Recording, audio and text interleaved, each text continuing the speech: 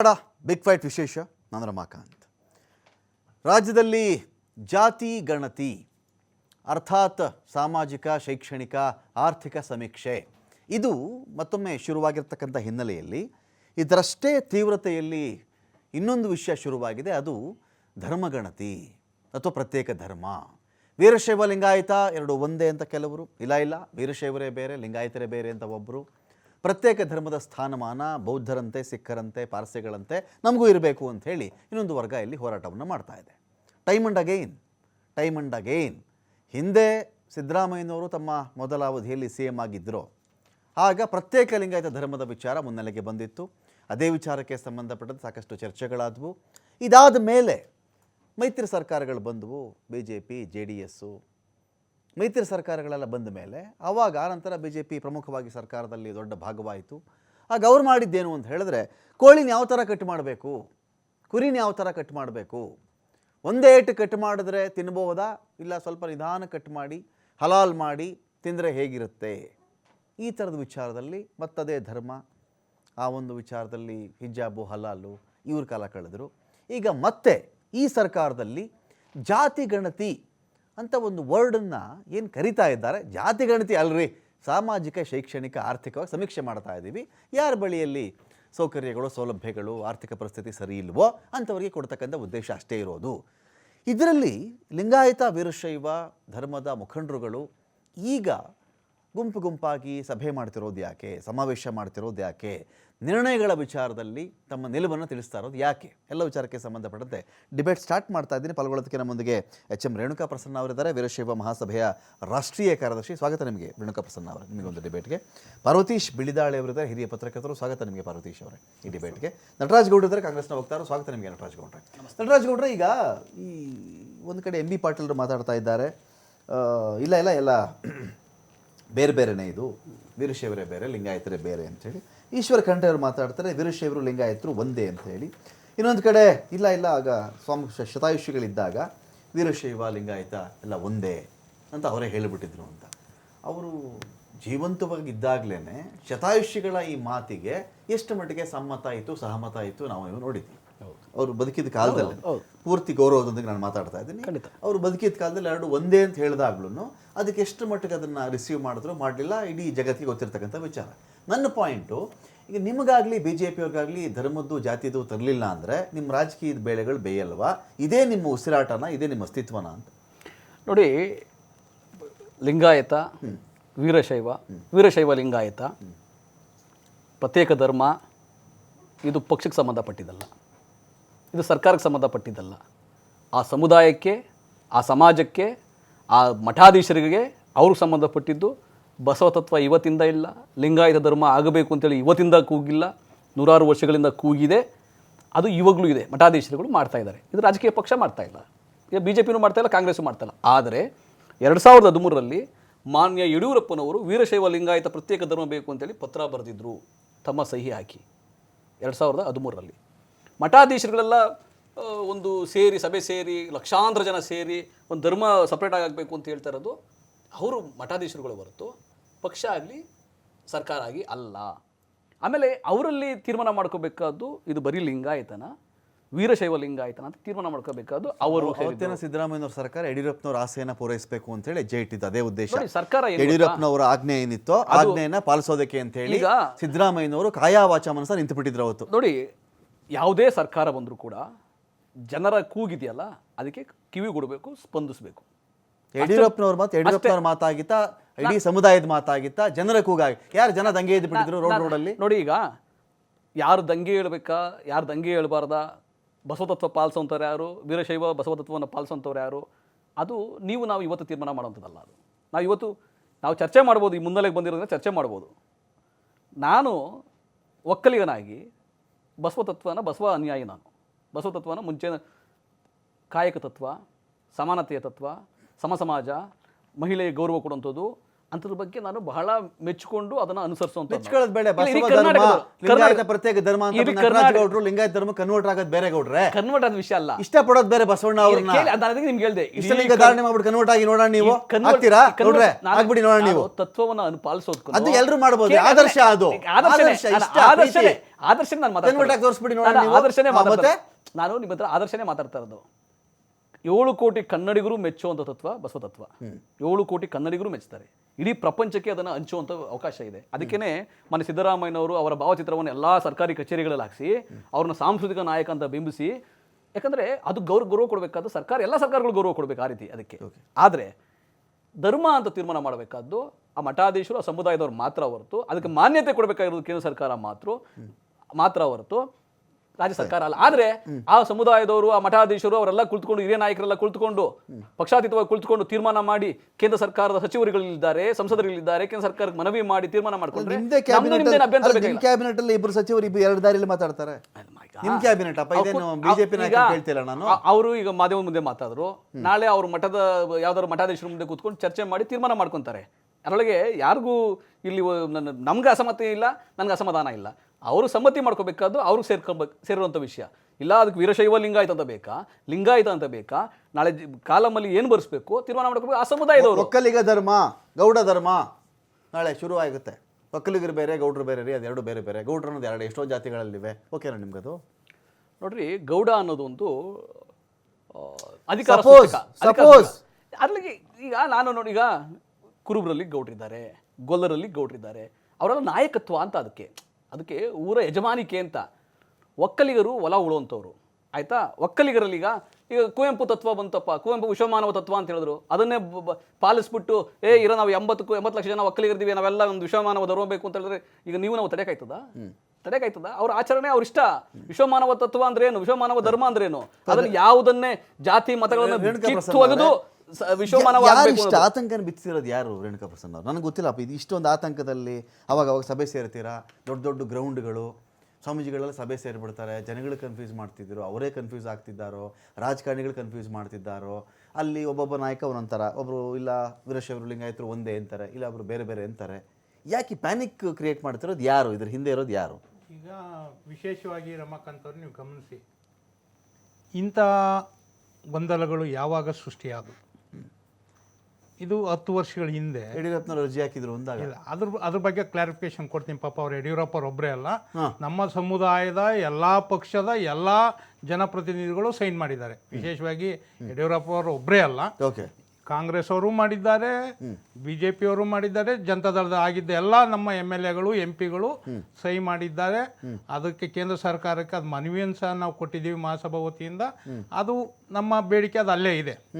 ಅದನ್ನು ಆಗಿನ UPA government ಮುತುವರ್ಜಿ ಆಗಿನ ಗೃಹ ಸಚಿವರಾಗಿದ್ದಂಥ ಸುಶೀಲ್ ಕುಮಾರ್ ಸಿಂಧೆ ಅವರು ಅವರೇ ವಿಶೇಷ ಆಸಕ್ತಿ ವಹಿಸಿ ಇದೊಂದು ವಿಶಿಷ್ಟವಾದ ಧರ್ಮ. ಯಾಕೆಂದರೆ ಅವರು ಮಹಾರಾಷ್ಟ್ರ ಏನು ಬಸವಣ್ಣವರ ಕರ್ಮಭೂಮಿಗೆ ಹತ್ತಿರವಾದಂಥವ್ರು, ಅವ್ರಿಗೆ ಆ ಬಸವಣ್ಣವ್ರ ಬಗ್ಗೆ ಇದ್ದಂಥ ಪ್ರೀತಿ ಅಭಿಮಾನದಿಂದ ಸ್ವತಃ ಅವರೇ ನಮ್ದೊಂದು ಕ್ವಶನ್ ಕೇಳ್ಬಿಡ್ತಾರೆ, ಕಂಪ್ಲೀಟ್ ಮಾಡ್ಬಿಟ್ಟು ನಿಮಗೆ ಅದನ್ನ ಮಾಡಿ. ಸಿದ್ದರಾಮಯ್ಯನವರು ಈ ರಾಜ್ಯದಲ್ಲಿ ಪ್ರತ್ಯೇಕ ಧರ್ಮ ಅಂತ ಮಾಡೋಕ್ಕೆ ಅವ್ರಿಗೆ ಶಕ್ತಿ ಇದೆಯಾ ಇಲ್ವಾ? ಕೇಂದ್ರವೇ ಮಾಡುವುದಾದರೆ ಇವರು ಜಾತಿ ಗಣತಿ ಮಾಡ್ತೀನಿ ಅಂತ ಆದರೂ ಹೇಳಿ, ಪ್ರತ್ಯೇಕ ಧರ್ಮ ಅಂತ ಆದರೂ ಮಾಡ್ತೀನಿ ಅಂತ ಹೇಳಿ, ಅದಕ್ಕೆ ನೀವುಗಳು ಪ್ಯಾನಿಕ್ ಆಗೋದು ಯಾಕೆ? ನೀವು ಗಾಬರಿ ಆಗೋದು ಯಾಕೆ? ಇದಕ್ಕೆ ನಿಮಗೆ ಗೊತ್ತಿದೆ, ನಮ್ಗೆಲ್ಲರಿಗೂ ಗೊತ್ತಿದೆ, ಧರ್ಮವನ್ನು ಕೊಡ್ತಕ್ಕಂಥ ಕನ್ಸಿಡರ್ ಮಾಡ್ತಕ್ಕಂಥ ಯಾವ ಅಧಿಕಾರ ರಾಜ್ಯ ಸರ್ಕಾರ ಇಲ್ಲ. ಅದು ಕೇಂದ್ರ ಸರ್ಕಾರಕ್ಕೆ ಬಿಟ್ಟಿದ್ದು, ಅದು ಪಾರ್ಲಿಮೆಂಟಿಗೆ ಬಿಟ್ಟಿದ್ದು. ಅದು 2/3 ಮೆಜಾರಿಟಿನಲ್ಲಿ ಒಂದು ಧರ್ಮ ಅಂತೇಳಿ ಐಡೆಂಟಿಫೈ ಮಾಡಬೇಕು, ಅದಕ್ಕೆ ಗುರ್ತಿಸ್ಕೋಬೇಕು ಅಂದರೆ 2/3 ಮೆಜಾರಿಟಿನಲ್ಲೇ ಆಗಬೇಕು ಅನ್ನೋದು ನಮ್ಮ ಸಂವಿಧಾನದಲ್ಲಿ ಇರ್ತಕ್ಕಂಥದ್ದು. ಆದರೆ ಈಗ ಏನು ಇಲ್ಲಿನ ಸರ್ಕಾರ ಮಾಡಲಿಕ್ಕೆ ಹೊರಟಿದೆ ಸಮೀಕ್ಷೆ, ಗಣತಿ ಅಲ್ಲ, ಅವ್ರು ಹೇಳ್ತಿರೋ ಪ್ರಕಾರ ಸಮೀಕ್ಷೆ. ಆ ಸಮೀಕ್ಷೆನಲ್ಲಿ ಜಾತಿ ಒಂದು ಅಂಶ. ನಮಗೆ ಮೀಸಲಾತಿ ನೀಡ್ತಕ್ಕಂಥದ್ದು ಜಾತಿ ಆಧಾರಿತವಾಗಿ ಹೊರತು ಧರ್ಮಾಧಾರಿತವಾಗಿ ಅಲ್ಲ. ಆದರೆ ಧರ್ಮದ ಕಾಲಮನ್ನು ಯಾಕೆ ಇಟ್ಟಿದ್ದಾರೆ? ಇದ್ರ ಅವಶ್ಯಕತೆನೇ ಇಲ್ಲ. ನೀವು ಧರ್ಮದ ಮೇಲೆ ನೀವು ಮೀಸಲಾತಿ ಕೊಡೋದೇ ಇಲ್ಲ. ಅದ್ರ ಅವಶ್ಯಕತೆ ಇಲ್ಲದ ಮೇಲೆ ಇಲ್ಲ, ಧರ್ಮದ್ದೇನಾದ್ರೂ ಅವ್ರದ್ದು ಆರ್ಥಿಕ ಸನ್ನಿವೇಶ ಇಲ್ಲ, ಶೈಕ್ಷಣಿಕವಾಗಿ ಅವ್ರ ಮನೇಲಿ ಕುರಿಗಳು ಎಷ್ಟಿವೆ, ಮೇಕೆ ಸಾಕ್ತಾ ಇದ್ದಾರೆ, ಅದೇನಾದ್ರೂ ಇದೆಯಾ? ಇಲ್ಲ, ಧರ್ಮದಲ್ಲಿ ಧರ್ಮ ಆಧಾರಿತ ಮೀಸಲಾತಿ ಇಲ್ಲದೆ ಇರೋದ್ರಿಂದ ಎಲ್ಲ ಧರ್ಮದಲ್ಲೂ ಹಲವಾರು ಜಾತಿಗಳಿದ್ದಾವೆ. ಸೊ ಧರ್ಮದ ಕಲಂ ಇಲ್ಲಿ ಬೇಕಾಗಿರಲಿಲ್ಲ ನೀವು ಹೇಳೋದು. ಅನವಶ್ಯಕ ಇವ್ರು ಈಗ ಸಂಬಂಧ ಪಡೋ ವಿಷಯ ಅದು. ಕ್ರಿಶ್ಚಿಯನ್ ಮನೆಗೆ ಗಣತಿಗೆ ಹೋದ್ರು ಏನಂತ ಬರ್ಕೋಬೇಕಾಗಿತ್ತು? ಕ್ರಿಶ್ಚಿಯನ್ಸ್ ಅಲ್ಲೂ ಸುಮಾರು ಜಾತಿಗಳಿದ್ದಾವೆ. ಅವರು ಈಗಲೇ ನೀವು ಇದೇ ಸರ್ಕಾರ ಈಗಲೇ ಅವ್ರ ಮನೆ ಮುಂದೆ ಹೋದಾಗ ಏನಂತ ಹೇಳಿ ನೀವು ಕ್ರಿಶ್ಚಿಯನ್ ಅಪ್ಪ ನಾನು ಬರೋಲ್ಲ ನಿಮ್ಮ ಮನೆಗೆ ಅಂತ ಓಡೋಗ್ಬಿಡ್ಬೇಕಾಗಿತ್ತು. ಕ್ರಿಶ್ಚಿಯನ್ಸ್ ಅಂತ ಬರೀಲಿ, ಅವ್ರಿಗೆ ಅವಕಾಶ ಇದೆ. ಯಾವ ಕಾಲ ಏನಂತ ಯಾವ ಕಾಲಮಲ್ಲಿ ಬರೀಬೇಕು? ನಿಮ್ಗೆ ಕ್ರಿಶ್ಚಿಯನ್ ಅಲ್ಲೂ ಜಾತಿಗಳು ಕೊಟ್ಟಿದ್ದಾರೆ, ಜೈನರಲ್ಲಿ ಜಾತಿಗಳು ಕೊಟ್ಟಿದ್ದಾರೆ. ಆಯ್ತು, ಕ್ರಿಶ್ಚಿಯನ್ XYZ ಜಾತಿ ಆಯ್ತು, ಹಿಂದೂನು ಕೊಟ್ಟಿದ್ದಾರೆ. ಕ್ರಿಶ್ಚಿಯನ್ ಧರ್ಮದ ವೃಕ್ಷದ ಕೆಳಗಡೆ ಬರೋ ಜಾತಿಗಳು ತಾನೇ ಅವು. ಬರೀಬೇಕಲ್ಲ, ಒಂದು ಧರ್ಮ ಅಂತ ಬರೀಲೇಬೇಕಲ್ಲ. ಅಲ್ಲಿ ಹೇಳಿದ್ನಲ್ಲ, ಇವ್ರಿಗೆ ಕೊಡಕ್ಕೆ ಅದು ಅವಕಾಶ ಇಲ್ಲದ ಮೇಲೆ ಧರ್ಮ ಗುರುತಿಸಕ್ಕೆ ಯಾಕೆ ಹೋದ್ರು? ಆಮೇಲೆ ಮೀಸಲಾತಿ ಕೊಡೋದು ನೀವು ವಾಸ ಮಾಡಿ ನಮ್ಮ ಜೊತೆ ನಮ್ಮ ಪಕ್ಕದ ಮೇಲೆ ವಾಸ ಮಾಡ್ತಿದಾರಲ್ಲ ಅವರು. ನಮ್ಗೆ ಅಭ್ಯಂತರ ಇಲ್ಲ. ನೀವು ಮೀಸಲಾತಿ ಕೊಡೋದು ಧರ್ಮದ ಮೇಲೆ ಕೊಡ್ತೀರಾ, ಜಾತಿ ಮೇಲೆ ಕೊಡ್ತೀರಾ? ಇದು ಮೀಸಲಾತಿ ನಿಮ್ಗೆ ಯಾರು ಹೇಳಿದ್ರು? ಈಗ ಗಣತಿ ಸಮೀಕ್ಷೆ ಮಾಡ್ತಿರೋದು ಮೀಸಲಾತಿ ಕೊಡಕ್ಕೆ. ಹೌದು, ಆರ್ಥಿಕವಾಗಿ ಶೈಕ್ಷಣಿಕ ಸ್ಥಿತಿಗತಿಗಳ ಅಧ್ಯಯನ. ಇದೇ ತಪ್ಪು ಅಭಿಪ್ರಾಯ. ಇವತ್ತೇನು ಆಯೋಗ ಮೀಸಲಾತಿ ಸಮೀಕ್ಷೆನ ಇದು ಅಲ್ಲ, ಮೀಸಲಾತಿ ಅಲ್ಲ. ಇದರ ಆಧಾರದ ಮೇಲೆ ಈ ವೇಟೇಜಸ್ ಮೇಲೆ ನಮಗೆ ಮೀಸಲಾತಿ ಎಷ್ಟು ಕೊಡಬೇಕು, ಇವ್ರಿಗೆ ಮೀಸಲಾತಿ ಬ್ಯಾಕ್ವರ್ಡ್ಗೆ ಸೇರ್ತಾರೋ ಸೇರಲ್ಲ. ಸೌಲಭ್ಯ ಬೇರೆ, ಮೀಸಲಾತಿ ಮಾಡ್ಕೊಬಿಡಿ ನೀವು. ಇಲ್ಲ ಇಲ್ಲ ಇಲ್ಲ ಇಲ್ಲ, ನಾನು ಹೇಳ್ತಾ ಇದ್ದೀನಿ, ನಿಮ್ಗೆ ಕಂಪ್ಲೀಟ್ ಆಗಿ ಹೇಳ್ತೀನಿ. ಮೀಸಲಾತಿಯಲ್ಲೂ ಇವರು ಒಳ ಮೀಸಲಾತಿಗಳಲ್ಲಿ ಕೊಡಕ್ಕೆ ಅಷ್ಟೇ ಶಕ್ತಿ ಇರೋದು. ನಾಗಮೋಹನ್ ದಾಸ್ ಏನ್ ಮಾಡಿದ್ರು?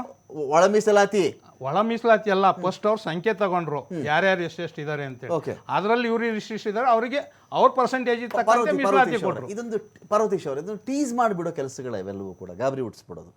ಅವ್ರಿಗೆ ಶಕ್ತಿ ಇದೆಯೋ, ಶಕ್ತಿ ಇಲ್ವೋ, ಅವ್ರ ವ್ಯಾಪ್ತಿಗೆ ಅಧಿಕಾರ ಬರ್ತಿದೆಯೋ, ಬರ್ತಿಲ್ವೋ, ಸಮೀಕ್ಷೆ ಮಾಡ್ಬಿಡ್ತೀನಿ ಅನ್ನೋ ಮೂಲಕವಾಗಿ ಒಂದು ಪ್ಯಾನಿಕ್ ಕ್ರಿಯೇಟ್ ಮಾಡಿಬಿಟ್ರ. ನೋಡಿ, ಧರ್ಮದ ಕಾಲಂ ಯಾಕಿಲ್ಲ ಇಲ್ಲಿ, ಧರ್ಮದ ಕಾಲಂ ಅಥವಾ ಯಾಕೆ ಇಟ್ಟಿದ್ದಾರೆ ಇಲ್ಲಿ, ಇವ್ರು ಏನು ಮೀಸಲಾತಿ ಕೊಡಕ್ಕೆ ಬರದೇ ಇದ್ಮೇಲೆ ಆ ಕಾಲಂಗಳು ಯಾಕೆ ಬರೋದ್ರು ಅಂತ. ಈಗ ನಡೀತಾ ಇರುವಂಥ ಸಮೀಕ್ಷೆ ಏನಿದೆ, ಸಾಮಾಜಿಕ ಆರ್ಥಿಕ ಶೈಕ್ಷಣಿಕ ಸಮೀಕ್ಷೆ, ಇದು ಭಾಳ ಹಿಂದೆನೇ ಆಗಬೇಕಾಗಿತ್ತು. ಒಂದು ನಮ್ಮ ಥರದ ಒಂದು ಸಂಕೀರ್ಣ ಸಮಾಜದಲ್ಲಿ, ಅಂದರೆ ಒಂದು ಜಾತಿ ವಿಭಜಿತ ಸಮಾಜ, ಇದು ವರ್ಗ ವಿಭಜಿತ ಸಮಾಜ, ಏನು ಎಲ್ಲವೂ ಏಕಶಿಲಾ ರೂಪದಲ್ಲಿಲ್ಲ. ಹಾಗಾಗಿ ಪ್ರತಿ ಸಮುದಾಯದ, ಪ್ರತಿ ಪ್ರಾಂತ್ಯದ ಜನಜೀವನ ಯಾವ ಮಟ್ಟದಲ್ಲಿದೆ, ಅವ್ರಿಗೇನು ಅವರ ಸ್ಥಿತಿಗತಿಗಳಾಗಿದೆ, ಸವಲತ್ತುಗಳೇನು ಸಿಗ್ತಾ ಇದೆ ತಿಳ್ಕೊಳ್ಳೋದಕ್ಕೆ ಒಂದು ಸಮೀಕ್ಷೆ ಬೇಕು.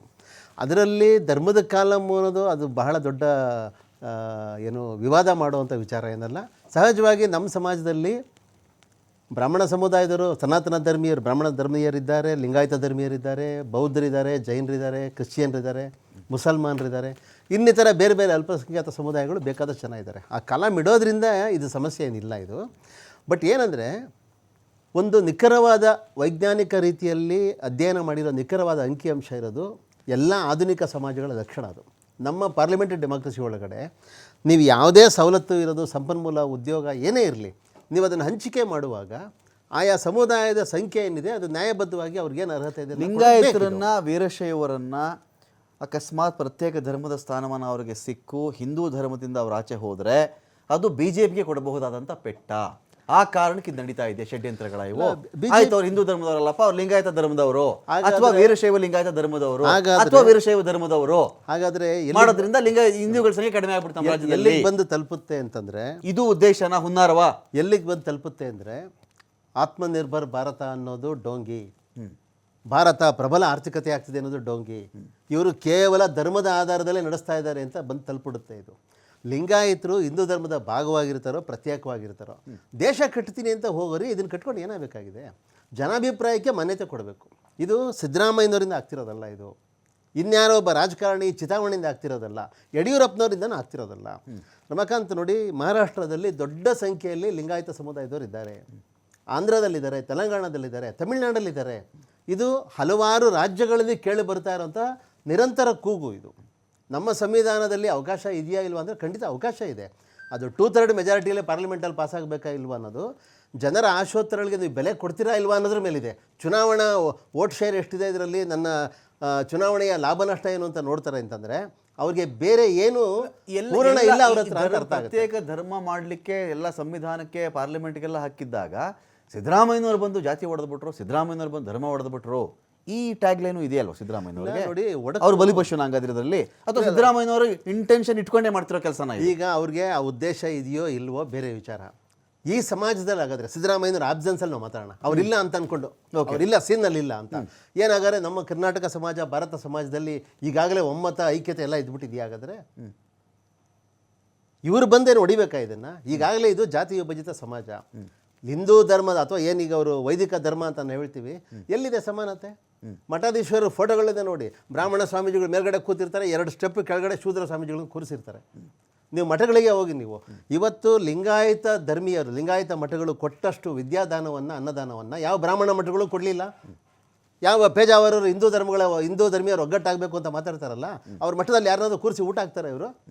ಯಾರಿಗಾದರೂ ಬ್ರಾಹ್ಮಣೇತರ ವಿದ್ಯಾರ್ಥಿಗಳಿಗೆ ಶಿಕ್ಷಣ ಕೊಟ್ಟಿದ್ದಾರೆ ಇವರು? ನೀವು ಯಾವ ಶೃಂಗೇರಿ ಮಠ ಯಾವುದಾದ್ರೂ ತೊಗೊಳ್ಳಿ, ನೀವು ಲಿಂಗಾಯತ ಮಠಕ್ಕೆ ಪೇಜಾವರನ್ನೇ ಕೇಳಿದ್ದೆ. ಹಾಂ, ಪೇಜಾವರನ್ನೇ ಮಾತಾಡ್ಸಿದ್ದೆ ನಾನು, 2 ಬಾರಿ ಸಂದರ್ಶನ ಮಾಡಿದ್ದೀನಿ ನಾನು.